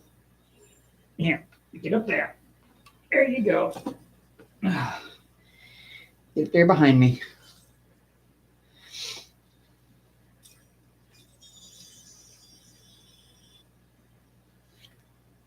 Where's Arya? She is laying down over here on the floor by the closet door where I keep my diamond paintings. She's all curled up in a little ball over there. Arya! Arya! Come here. Here, pretty girl. She's like, nope. Oh, we moved him forward an hour? Well, he's really early. No, when we move him forward an hour, what used to be 11 is now 12. So, yeah, that's right.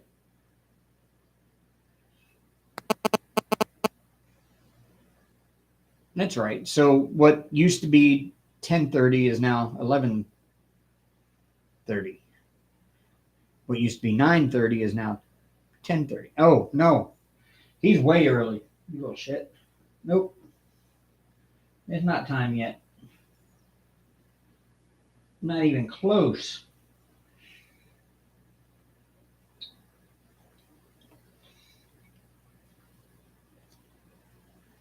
Not even close.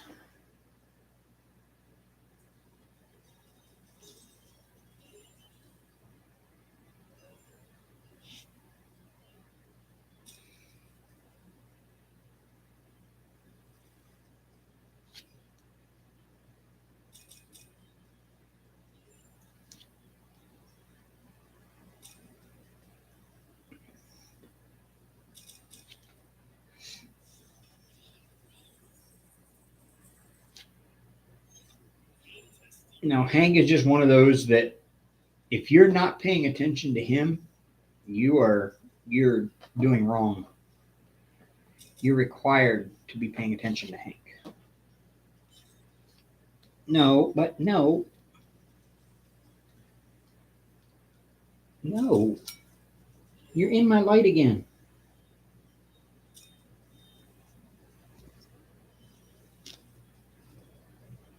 Oh, you hear the airplane, Hank?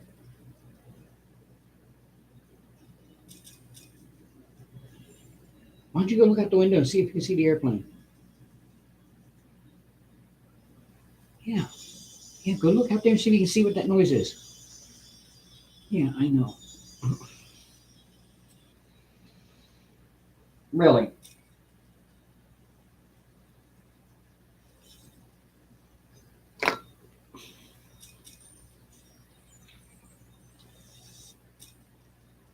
Hi. Yeah, I see you. Hi.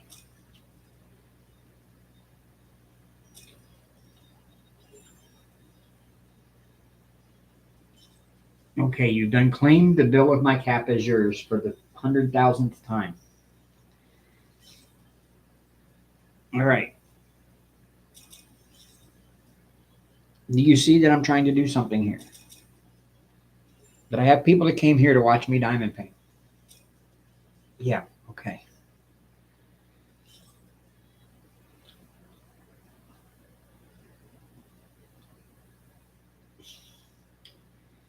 We don't have 18 people here to watch your butt.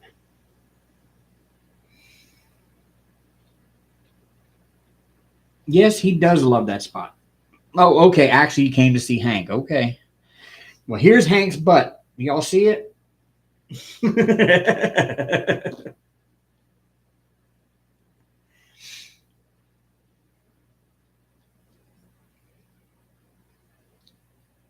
Okay. Everybody's seen your butt now. Here, hop down.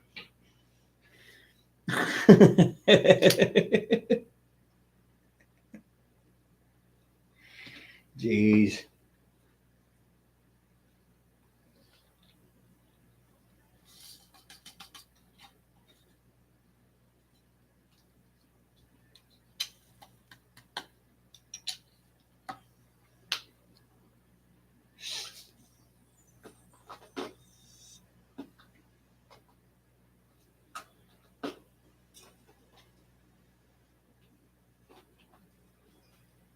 You don't have any of those, any of those, none of those, none of those.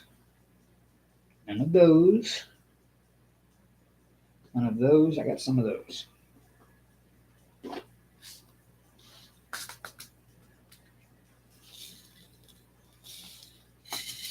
I don't have that many of those though.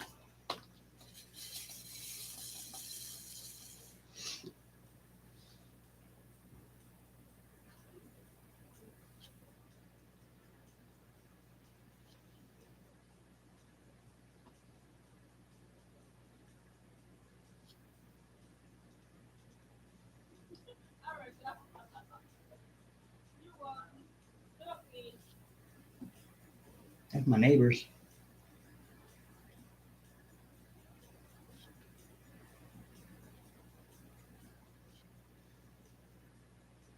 They're always out there socializing.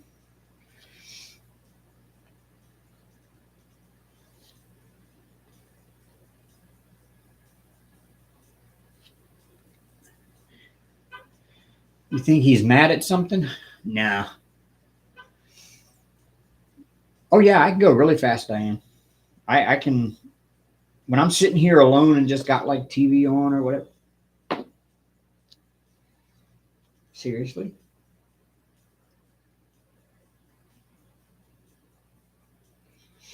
Yeah, when I'm sitting here like got the TV on and I'm just getting in a groove over here, I can just boom, boom, boom, boom, boom, boom, just knock it out. But if I'm distracted by like Zoom or being live or sometimes Hank like he's doing now, because he'll do this when I'm not on live or whatever, he'll just jump up here and act like this. Yeah, he's back. Buddy. Buddy.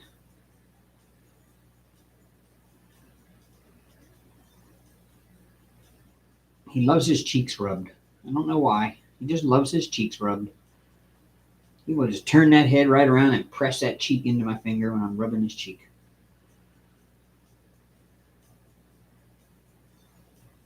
Like he'll get so into it that he'll flop over on his side because he can't hold himself upright anymore.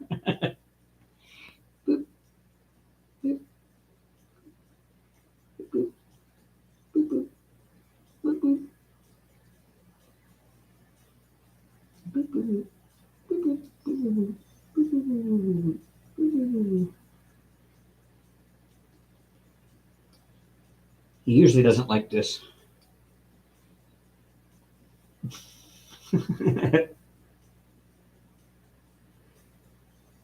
Oh, there you go. He's falling over. You better watch out. You're going to fall off the desk. Then we're really going to laugh at you.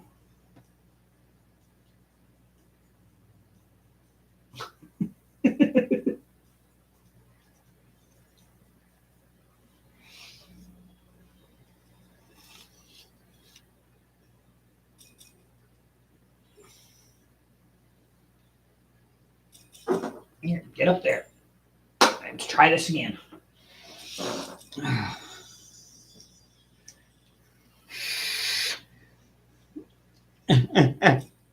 No, what's really cute, Don Marie, is when he's sitting here at the desk in front of me and I'm leaned back in my chair and I'll lean my head forward and he'll like head bump my chin. And then I'll lean back again and he'll put his paw up and touch my chin. And then I'll lean forward and he'll headbutt my chin and I'll lean back and I'll just keep doing that, like just putting a paw up on my chin to let me know I want it again.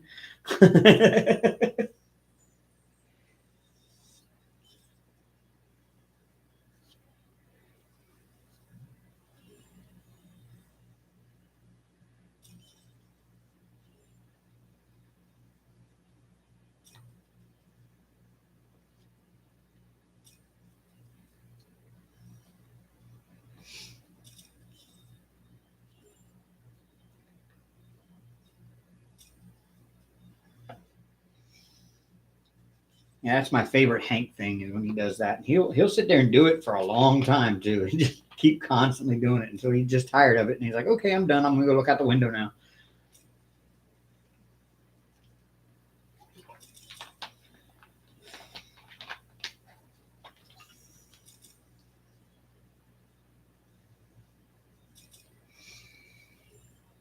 I wonder if I trained him to do that with like treats, if he would do it. If like we were sitting here and I had some treats in my hand, if I would take one out and give it to him, if when he got done he would reach over and touch my hand to get more. Bet I could train him to do that on cue. Oh, it fell off the pen. That's where it went.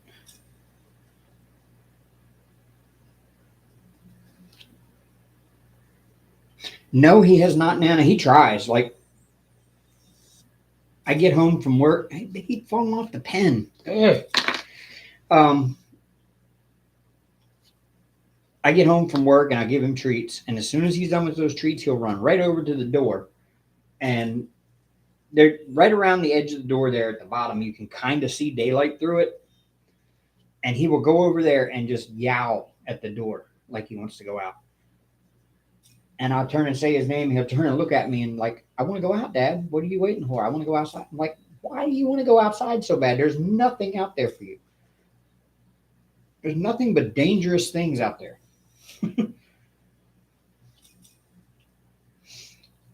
I mean, I think he does it because he actually sees some of the neighborhood strays out walking around and he wants to get out there to them.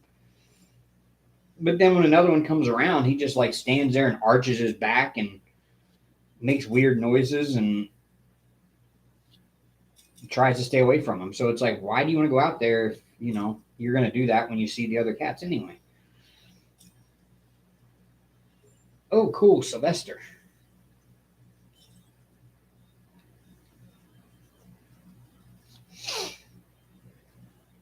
I'm so happy I got my Diamond Art Club astronaut to handle in. I love that one.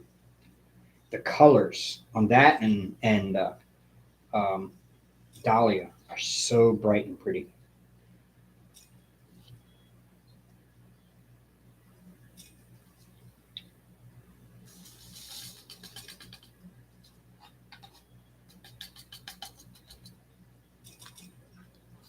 Another tornado warning? What? Actually, maybe y'all need to move. I mean, we get them bad here in our area, but we don't get warned nearly as much as y'all do.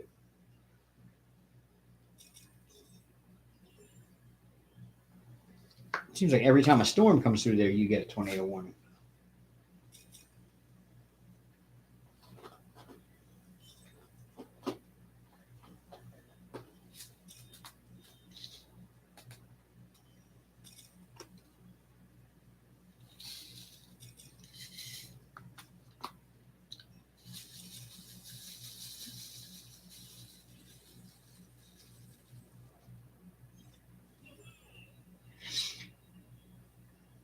She's in West Louisiana, Dawn Marie.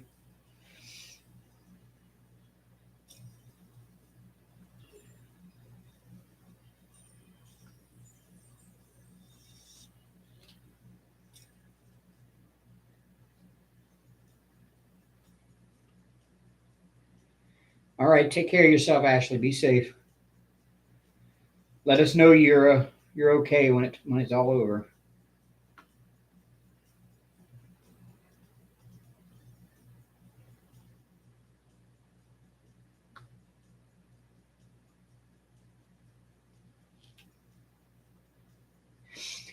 Yeah, I heard that, Dawn Marie. I got to be out and about in it tomorrow, so got to go do my job. Got to go kill all the bugs for people.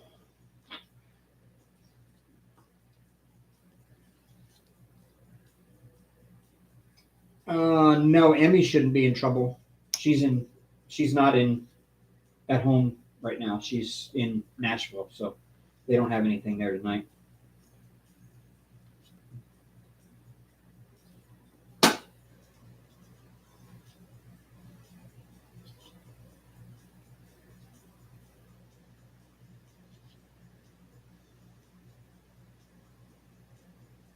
I knew there were storms probable in the DFW area tonight, though.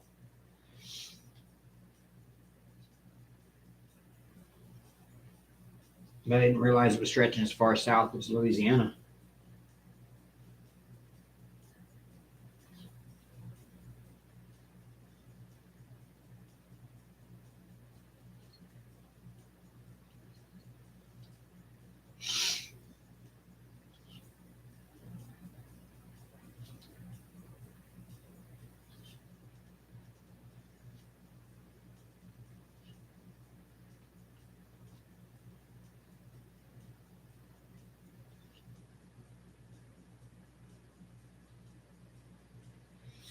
Yeah, well, Don Marie, you know it's April, storm season here.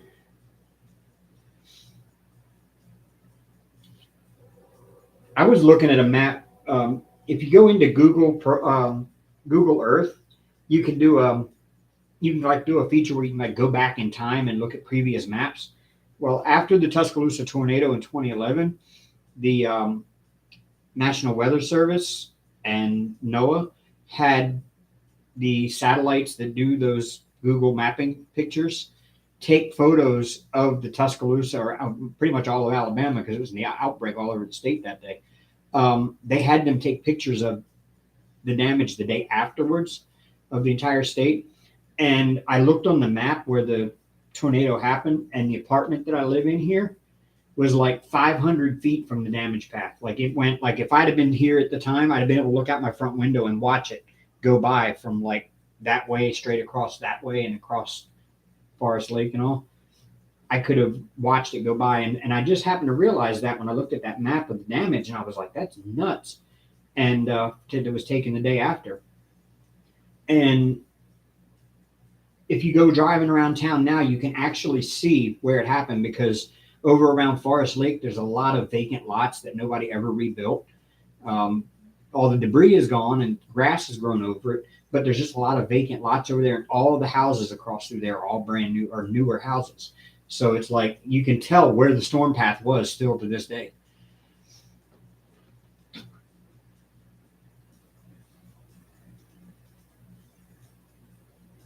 But yeah, like the housing development that's like across the street from my apartment um, is all kind of newish stuff because it was had to be rebuilt after the tornado.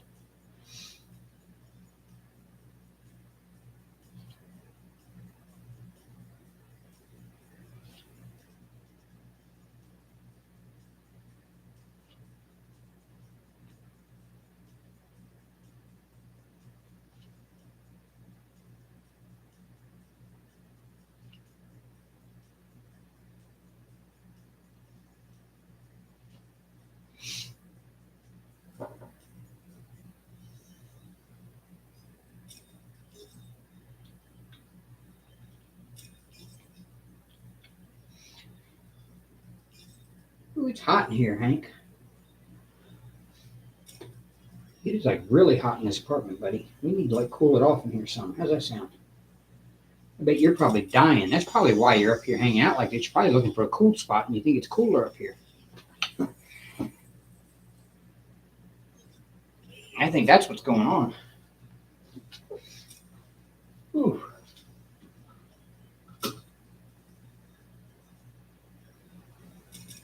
there we go. Turn some air on. I don't normally keep the air on. I keep the system set to off because I just don't want it running all the time, running my electric bill up.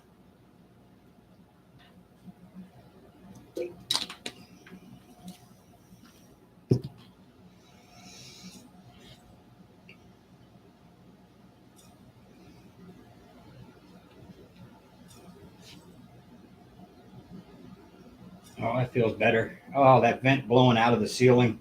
We all of our vents here are up near the ceiling, and where I'm sitting right here, there's a vent like right behind me, and it blows like straight down on me from back there behind me, and it's like blowing on the back of my neck. And it's like, oh, this is comfortable. Where'd that one go? Oh, there it is.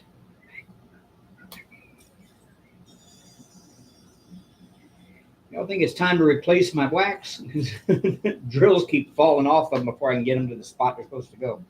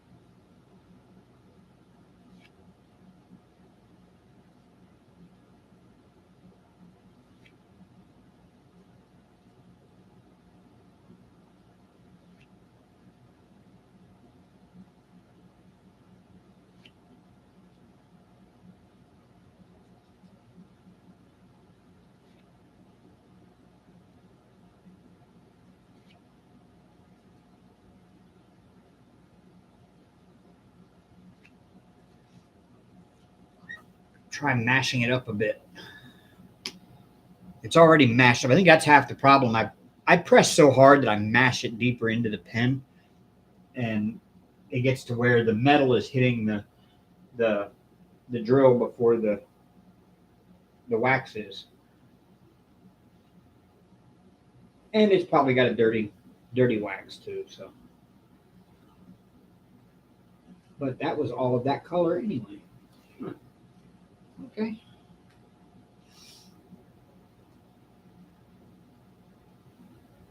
Why are you looking at me like that?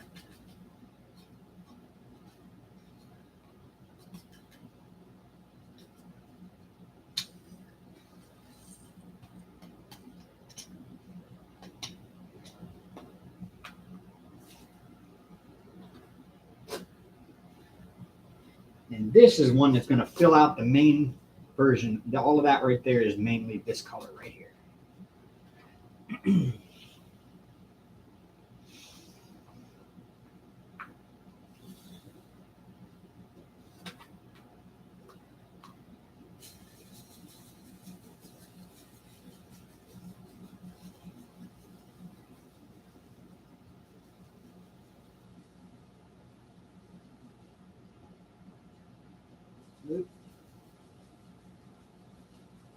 Come on, fill in the lines. Let's go. There you go. Excuse me. Excuse me.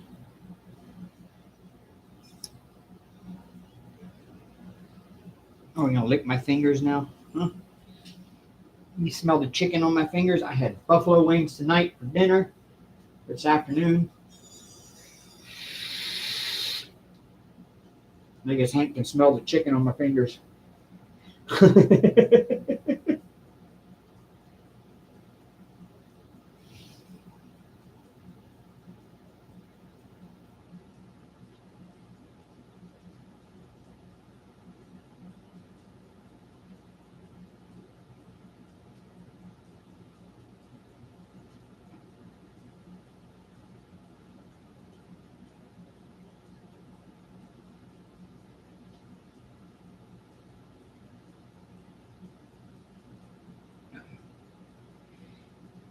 So I was thinking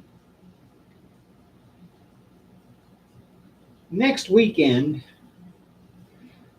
the race isn't until Sunday night, Easter night. Dave, look at your phone. Okay, I'm looking at my phone. I see a slot game on my phone.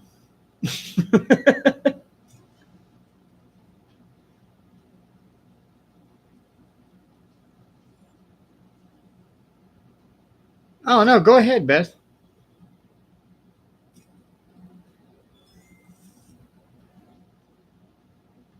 You're timing me, Diane? I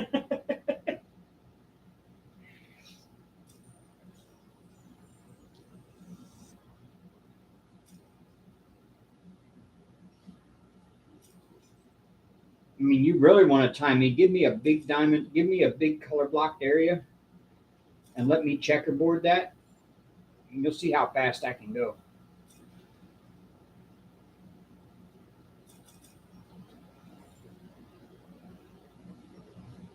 It didn't pick it up.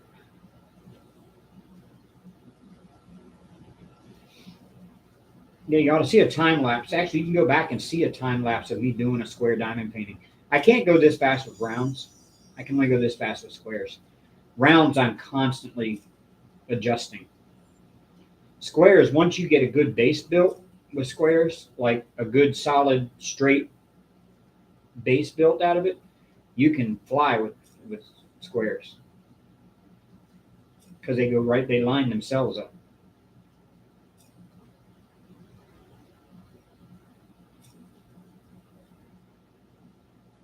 Squares are mostly self-correcting as long as you have a straight edge to start with. Yay, more mud. Y'all go get the more mud.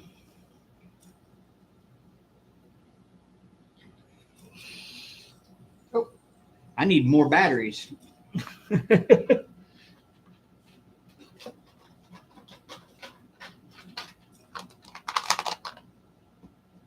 Excuse me, Hank. Excuse me, Hank.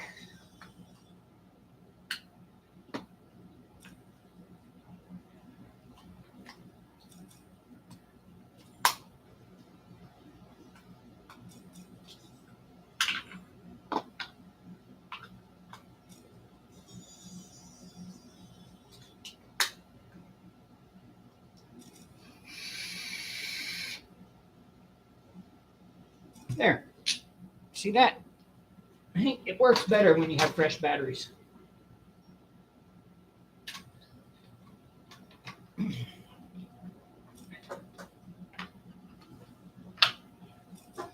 Excuse me. Yeah, hop up there. There you go. This is really why I don't want Hank sitting and climbing around on the desk.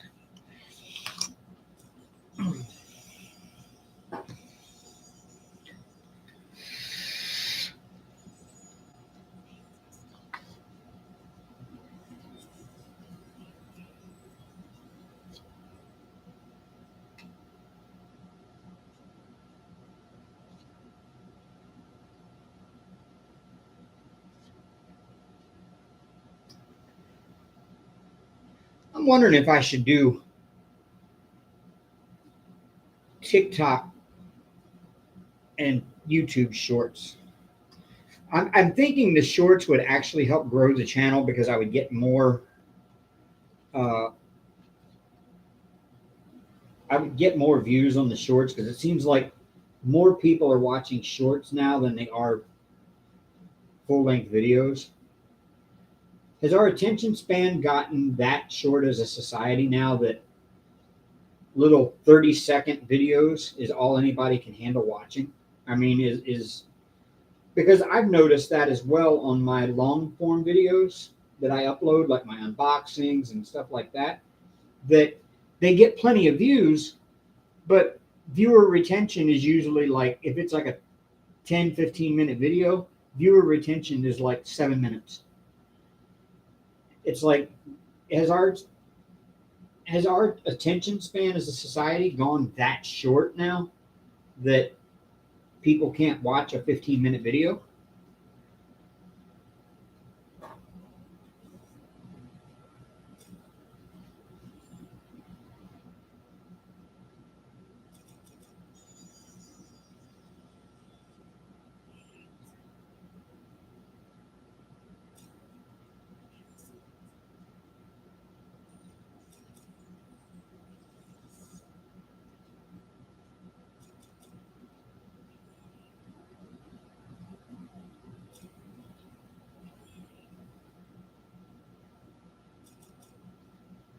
Or am I just that boring that nobody wants to watch a 15-minute video of me?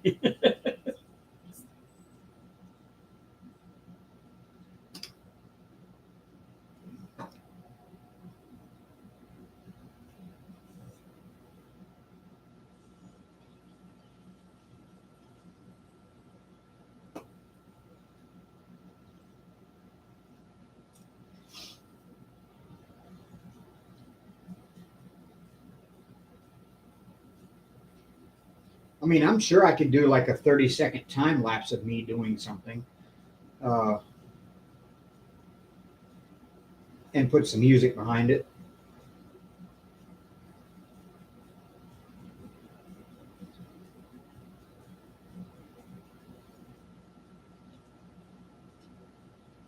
Make some shorts.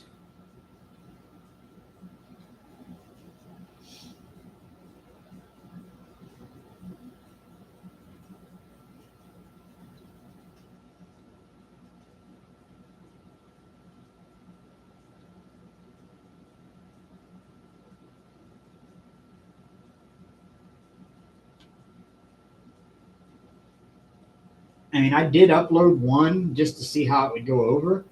Back when I was working on that Christmas diamond painting with the Santa and the reindeer flying through the air there, that one I did at Christmas time, I uploaded one there, and that went over really well. I got a lot of views on that short. I was really surprised.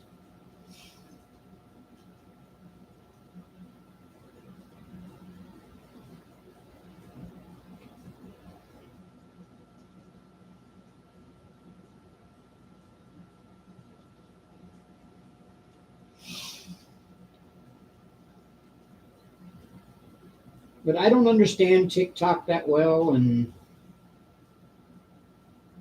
I watch it, but I don't understand all the uploading and all of the other stuff that goes with it.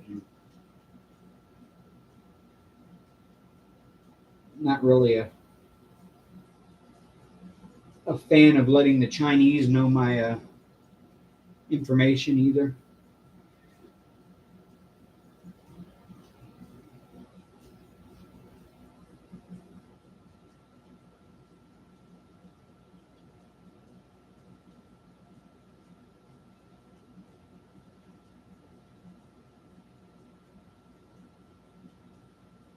I mean, I guess I've already let some of them know because I buy on AliExpress. So I guess.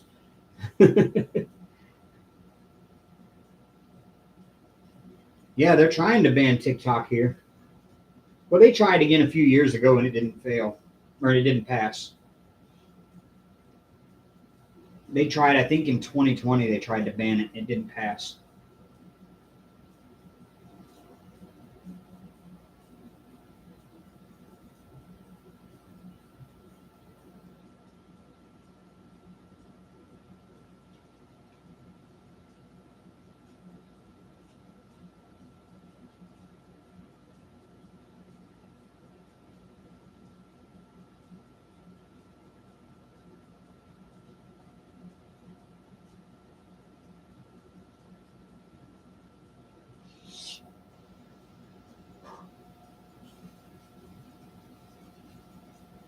I mean, I don't know what evidence they need um, because they already know that it's run by the Chinese. It was just the fact of, the makeup of Congress. And maybe because now versus then, we have a majority um, of the party that's trying to ban it.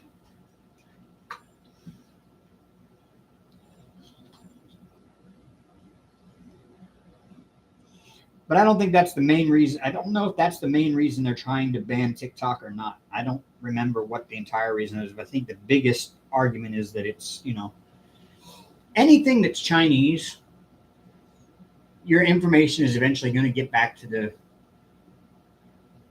the uh, the Chinese party there anyway, because every company works for the Chinese government. It's just the way that their government and their workforce is set up. The government is the ultimate boss of all business anyway, and they dictate to those businesses, and they control them, and they control the money flow in and out of those businesses as to who gets what.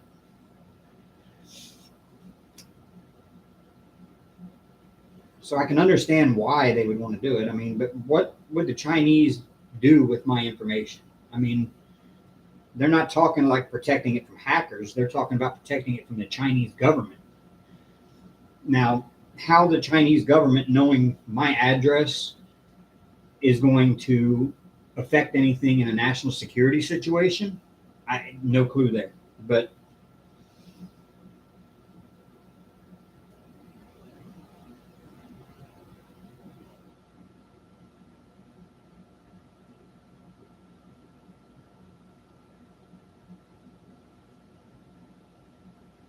I'm pretty sure with all the apps that I use on my phone, as much buying as I do on AliExpress, and I bought off Wish, and I'm looking at buying off Temu here soon to try them out. Um, I'm not exactly sure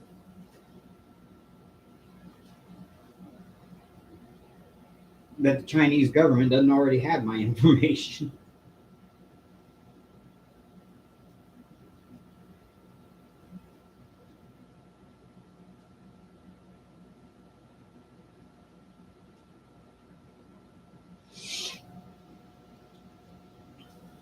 Yeah, I need to try it out. It seems pretty cool. I mean, it seems basically like another Wish or AliExpress, basically, is what it is. I mean,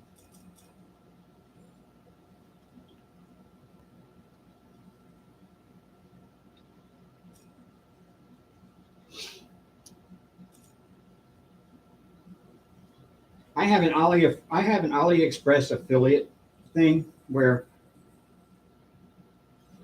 But the problem is I have like 60 some dollars built up for them that they can send to me, but I can't link my bank account to it because in order to link your bank with a foreign payout system like that, I have to have this code that each bank has their own individual international code or something. And I use Chime for my banking. And I, for the life of me, cannot figure out what Chime's international code is for them to be able to pay out straight to my bank account. Um, I've tried calling them, I've tried looking it up online, and I can't seem to get any kind of information there. So I don't know how I'm going to get that $60 out of there. Sure, sure, Nana.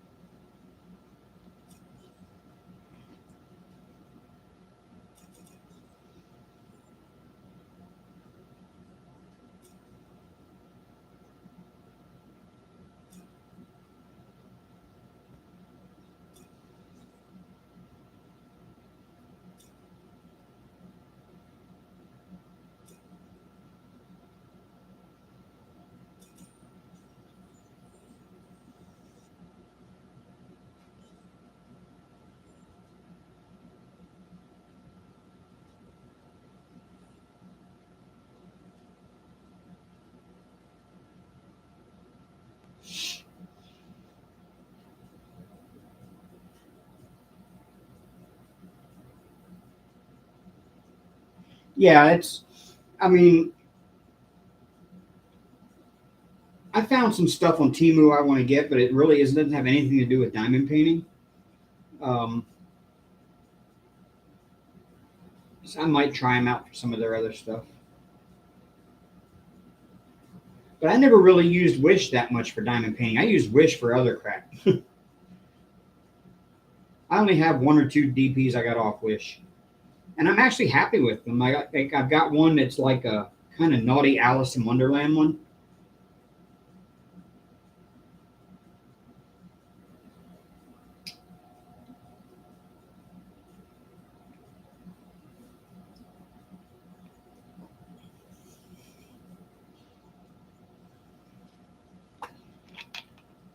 Oh yeah, I know, Diane. I've looked through Timu. I just haven't ordered anything yet.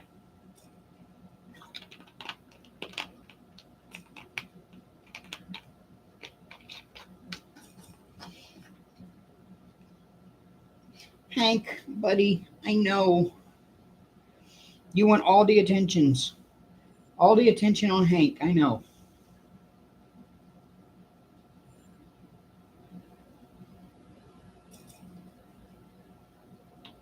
Hi, hi, buddy. Hi, Hank. Hi, Hank.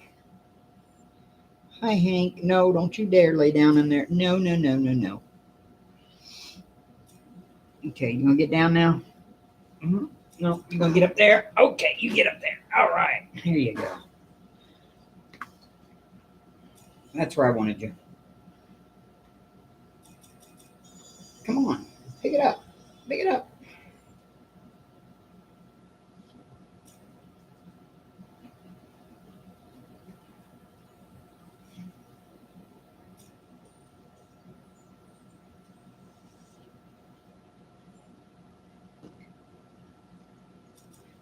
Hank. No. No. No, no. Down. Go see Arya. Come here, Arya. Come here. Hi, Hank. Arya. Here. Okay. Flop. Flop. Okay, Hank. That's enough.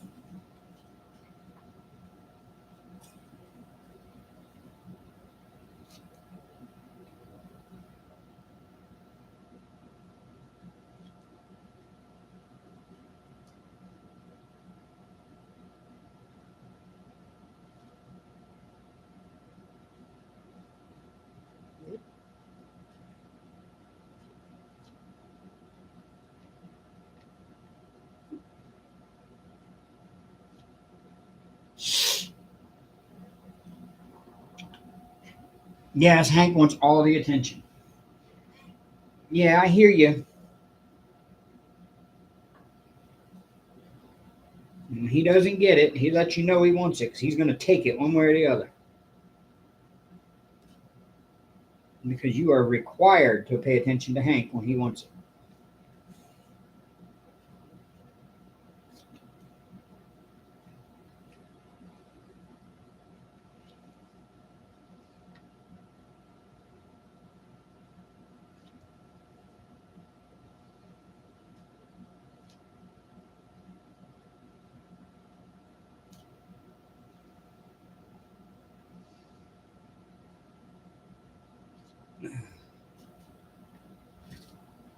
Oop, neighbors, shut the door again. There's Arya.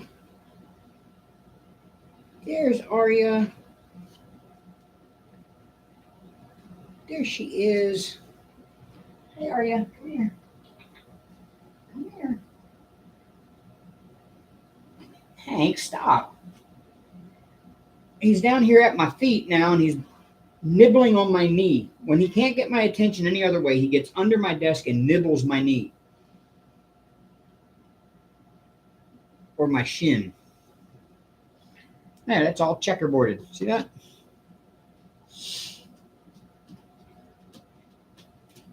If I can get her over here, Nana.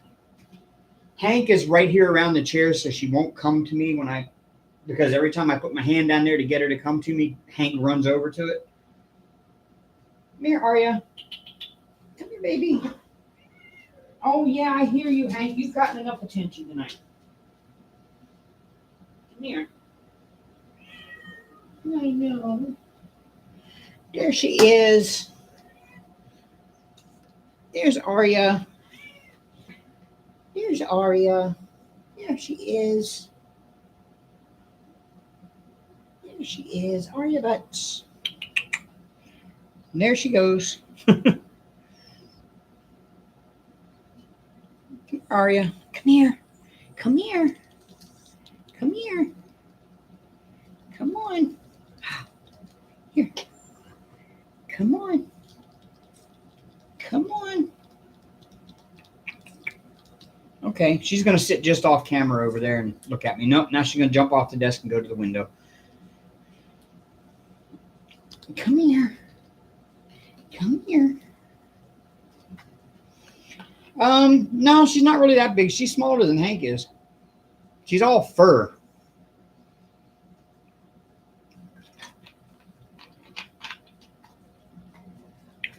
She's significantly smaller than Hank. Yeah, it's the camera. Come here, Arya. Come here. Come here. Come on. Come see me. Here, I'll move that out of your way. There you go. You gonna come up and see me? Huh? She's looking at me, but normally she's jumping on the desk just like Hank does, and she'll come over here and she'll rub on me a little bit, but then she's like, okay, I'm done, and she leaves. And then she'll go lay down somewhere and not bother me again for another 3 hours. But Hank is just constant. If I'm not paying attention to him, he will jump up here just so that I will be in, just so he will be in front of me. He always, until he decides he wants to go take a nap in the cat tree.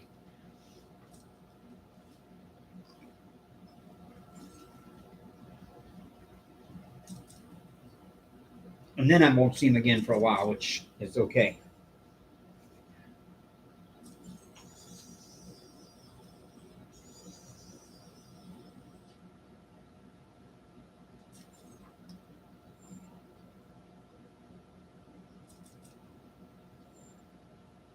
What you doing, Arya? What you doing? Come on. She's trying to jump across, or she looks like she's going to try. No, now she's not. She's going to sit there and look at me.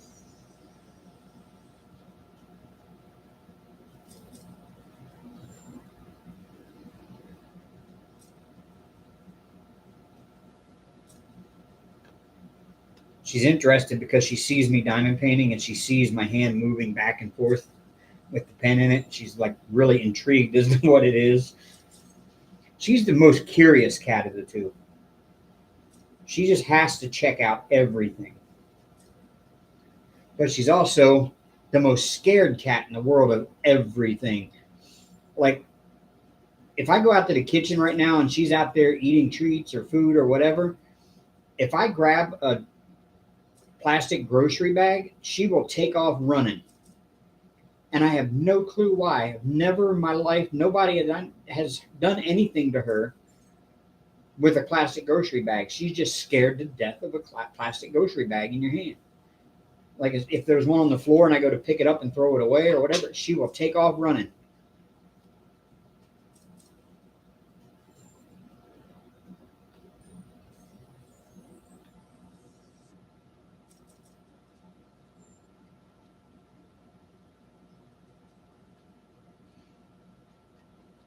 Now her and Hank are playing, so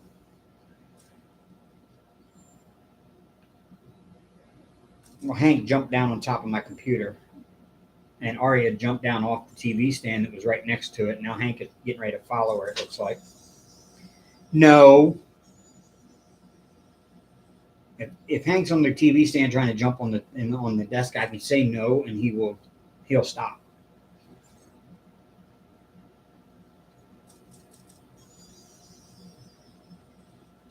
No, I said no.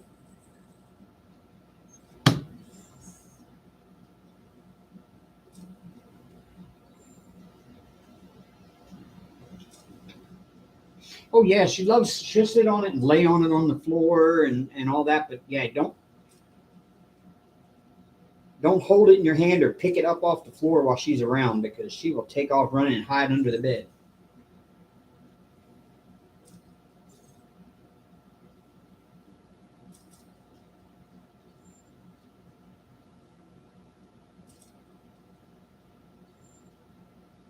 Or most of the time, if I'm carrying anything and I have to walk near her with it, she will take off running. Hank, not so much. Hank will be running around in between my legs trying to like whatever while I'm trying to carry something and trying to trip me. He doesn't care one way or the other.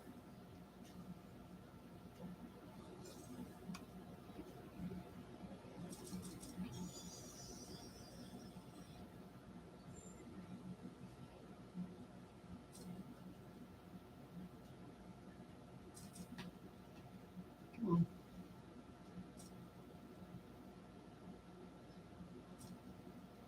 There we go. Yeah, I think this color is all I'm going to get out of this wax.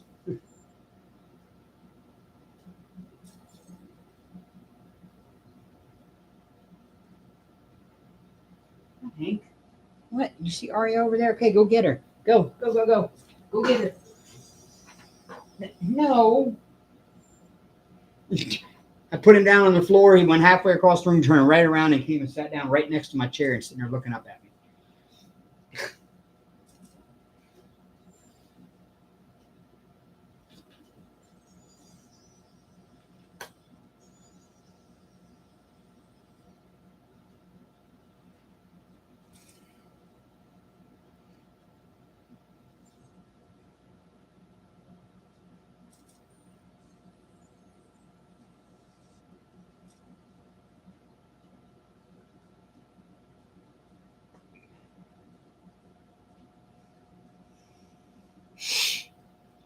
Hank gets a turn all the time, Beth.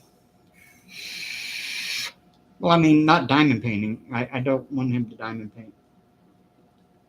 Because he tends to diamond paint with fur, and then I've got to sit and pick all of it out.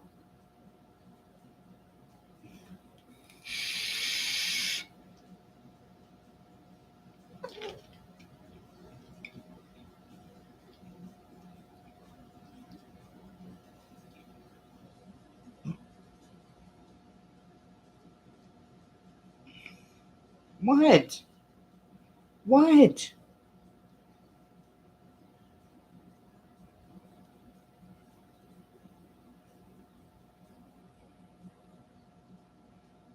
There is no question in my mind whatsoever of whether or not me and Hank are bonded. No, none at all. He wasn't like this when I got him.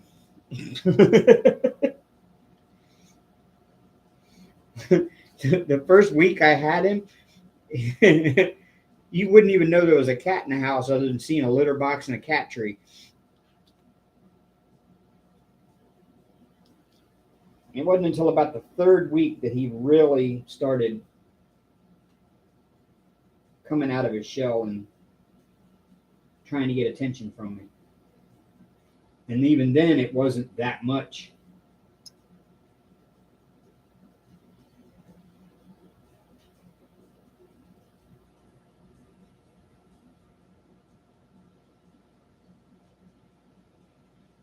Yeah, it really is a hopeless cause, Beth. It really is. It's like the Hank Custom. Yeah, it's a true 5B painting. Um, you can feel Hank when you touch it.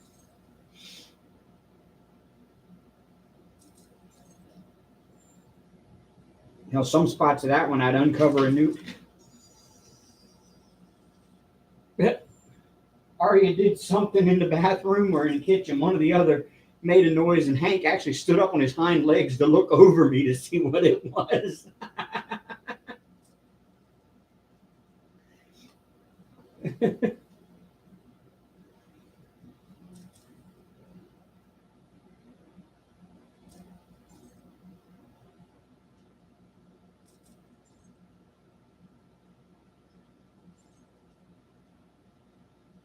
Oh yeah, Beth. As soon as I stand up and head towards the kitchen, Hank comes running behind me.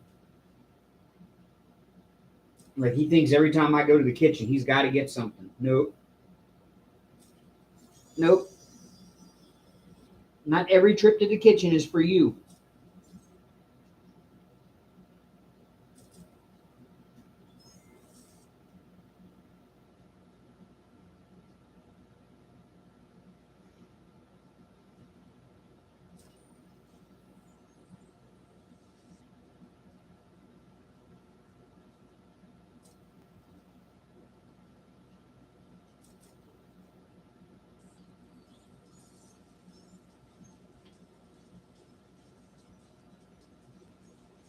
All right, Nano, take care.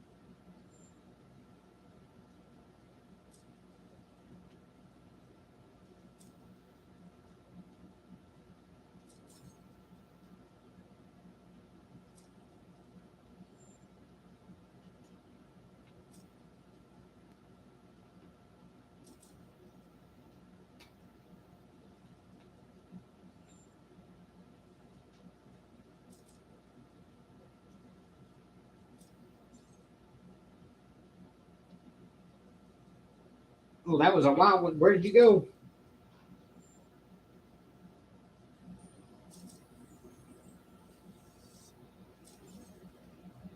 I'm I'm guessing anytime there's a tornado warning, you leave home and you go somewhere. No, right now he's trying to watch Arya and watch what she's doing. Oh, you go to the truck stop. Okay.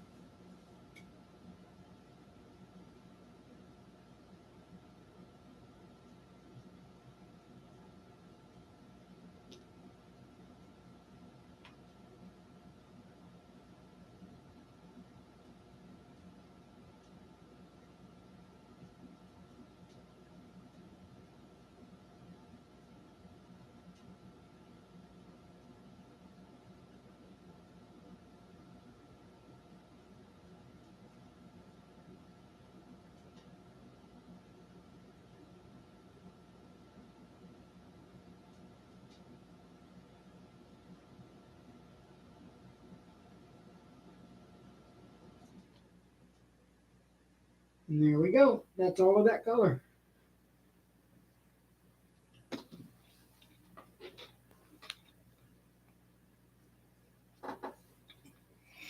Just rain and wind. Well, that's really all a tornado is, too, is rain and wind. I'm going to be technical about it. It's just a lot more wind.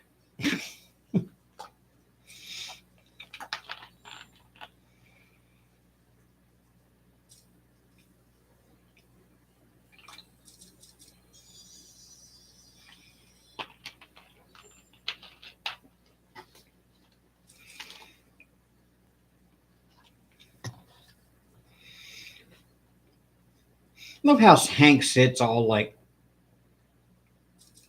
Mr. Prim and Proper over here.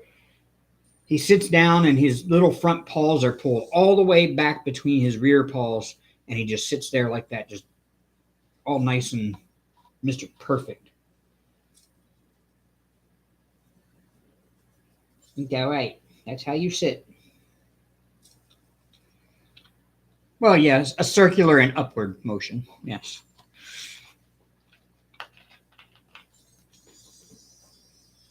He thinks he is, Diane. He's going to learn, or he is learning, and he has learned that he's not actually the king. You just have to make him think he is, but he really isn't. Now, I'm the boss around here, buddy. You better believe it. Yep. Hi. Yes, okay. You claimed ownership of my hat 15,000 times now. He likes to rub the side of his face on the bill of my ball cap. And he will stand here in front of me and do it constantly, over and over and over and over again. It's like, all right, you've already laid ownership of my hat. We know it's yours now.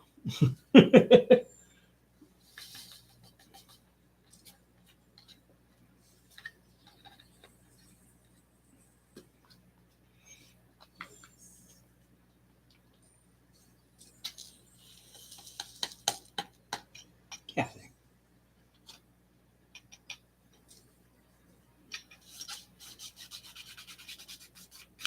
Drills keep getting stuck on the bottom of the tray. I'm wondering if maybe there's sticky residue or something on there from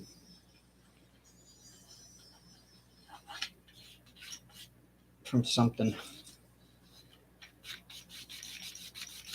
Oh, earlier I used some Palmer's hand lotion on my hands, and they were like kind of really oily feeling afterwards. And I used my pen. Diamond painting pens were not meant to be used with hand lotion on your hands. It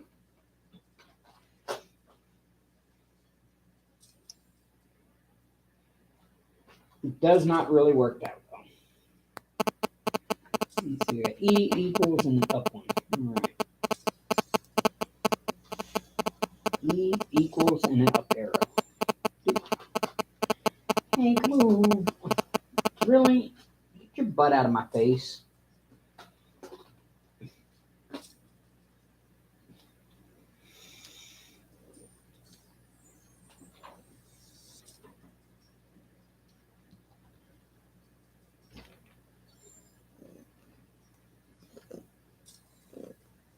Y'all can hear him purring, I'm sure.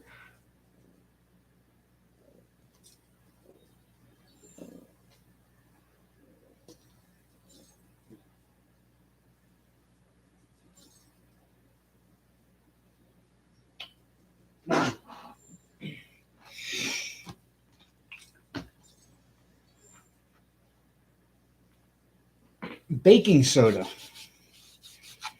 Okay. I gotta get some baking soda. I don't have any.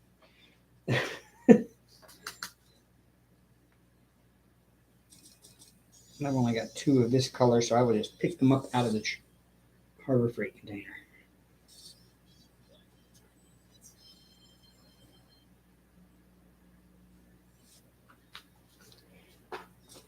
E. And then I get the equal sign and the up arrow. There's the up arrow. We got 3 of those.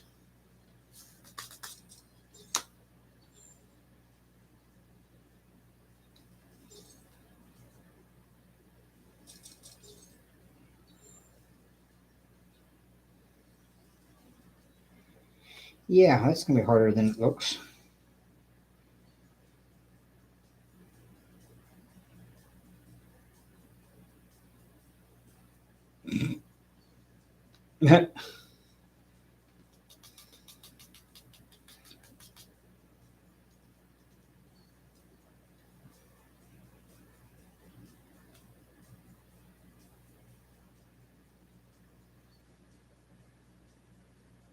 There's one.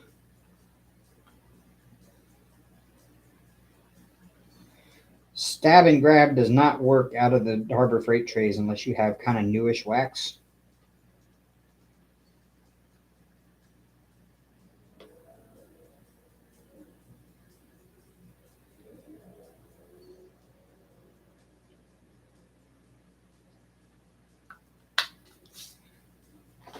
And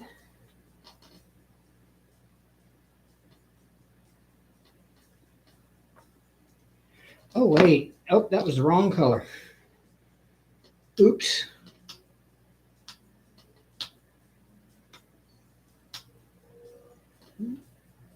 I grabbed the wrong E for that.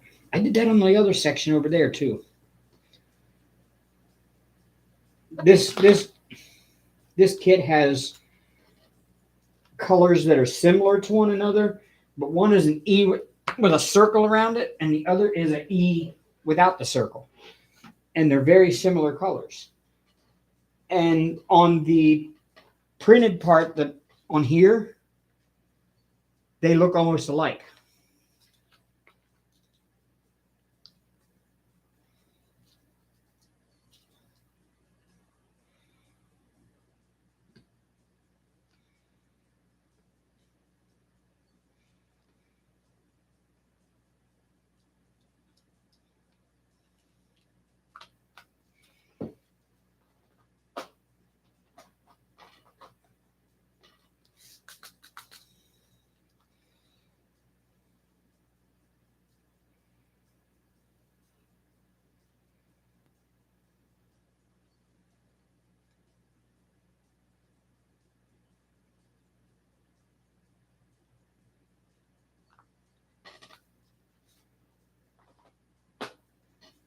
And capital R.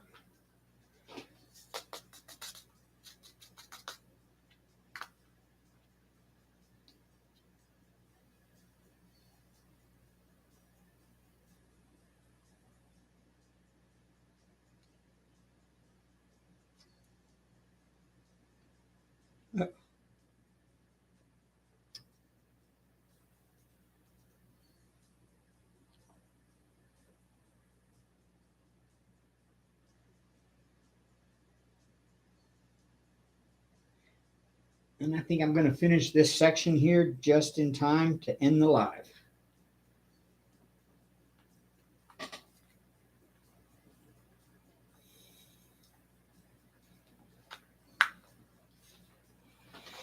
Because I've only got that color there left. That's what these are.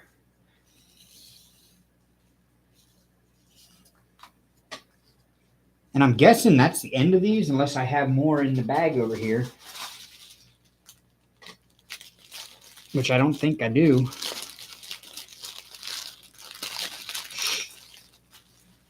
So I think that's the last of these on that painting, on this painting. And I think all they were was just a part to like shade the difference between the dark and the light there to give it that gradient.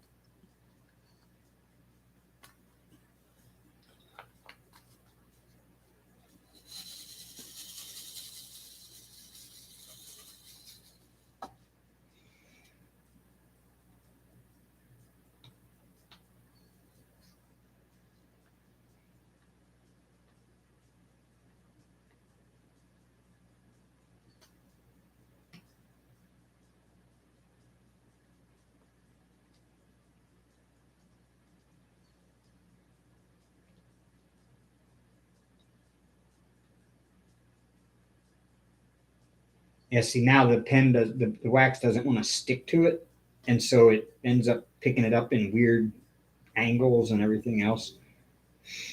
And it's barely hanging on to it as I get it over to the canvas.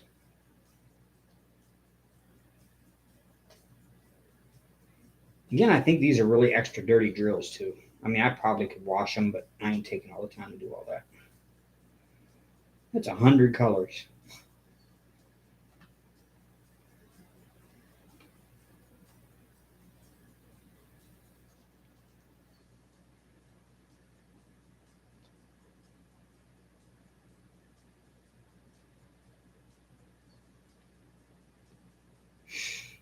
All right.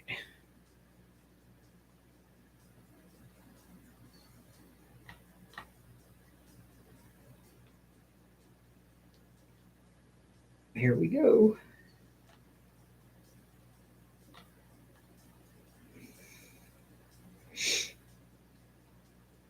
Come on, pick them up. Let's go. I want to get this done before I finish the live. Come on.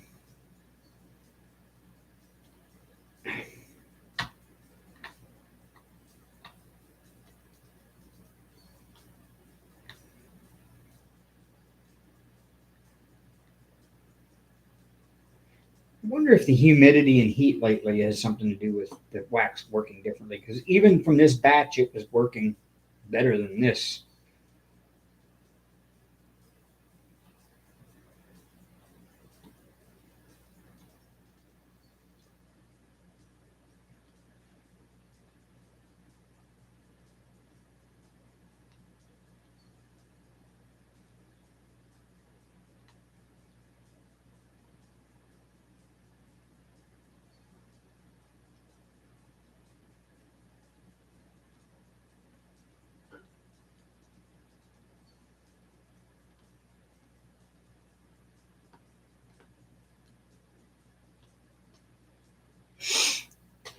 What scent am I using right now?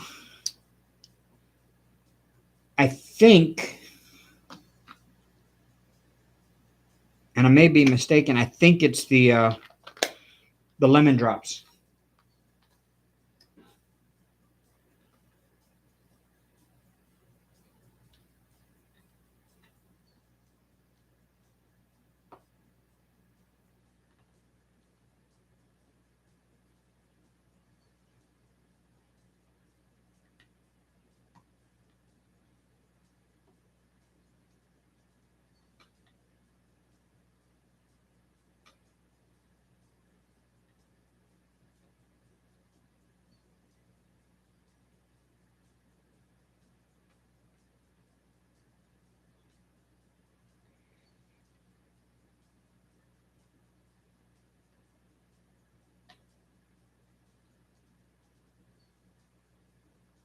And 4 more drills. 1,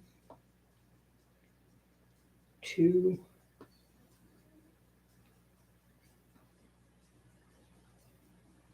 3,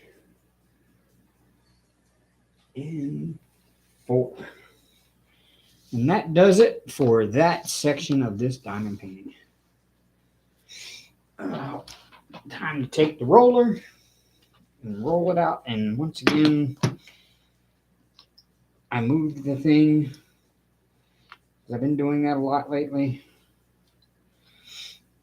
Because I have to lean so far over that I'm actually pushing the light pad up under the painting as I lean over. And yeah, y'all, I don't mess with one of them little plastic rollers. Hell with that. I use a rolling pin. I bought this rolling pin specifically for diamond painting.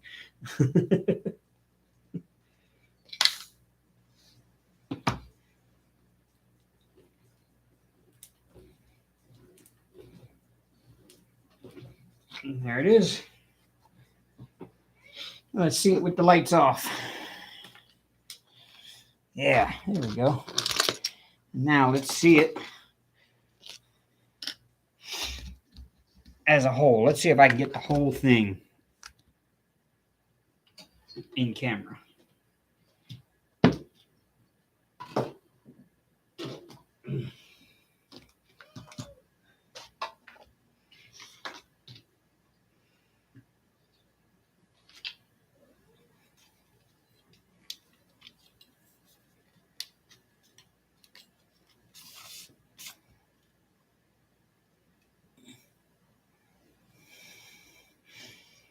Just about. Yeah, there it is. There you go. That's 40 by 50 right there. From there to there. And then there's the second 40 by 50 I'm working on.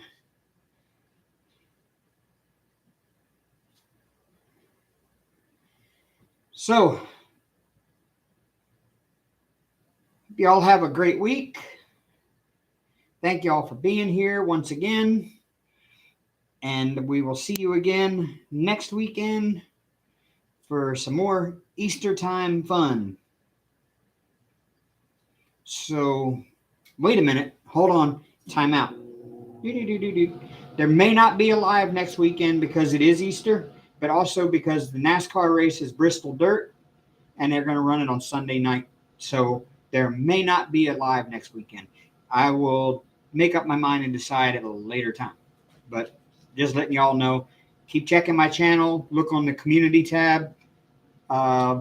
If you ring the bell down below, it means you'll get notifications from my channel, and it will notify you when I say something in the community tab. So keep an eye on that because I might very well not go live next week. So until then, you know what?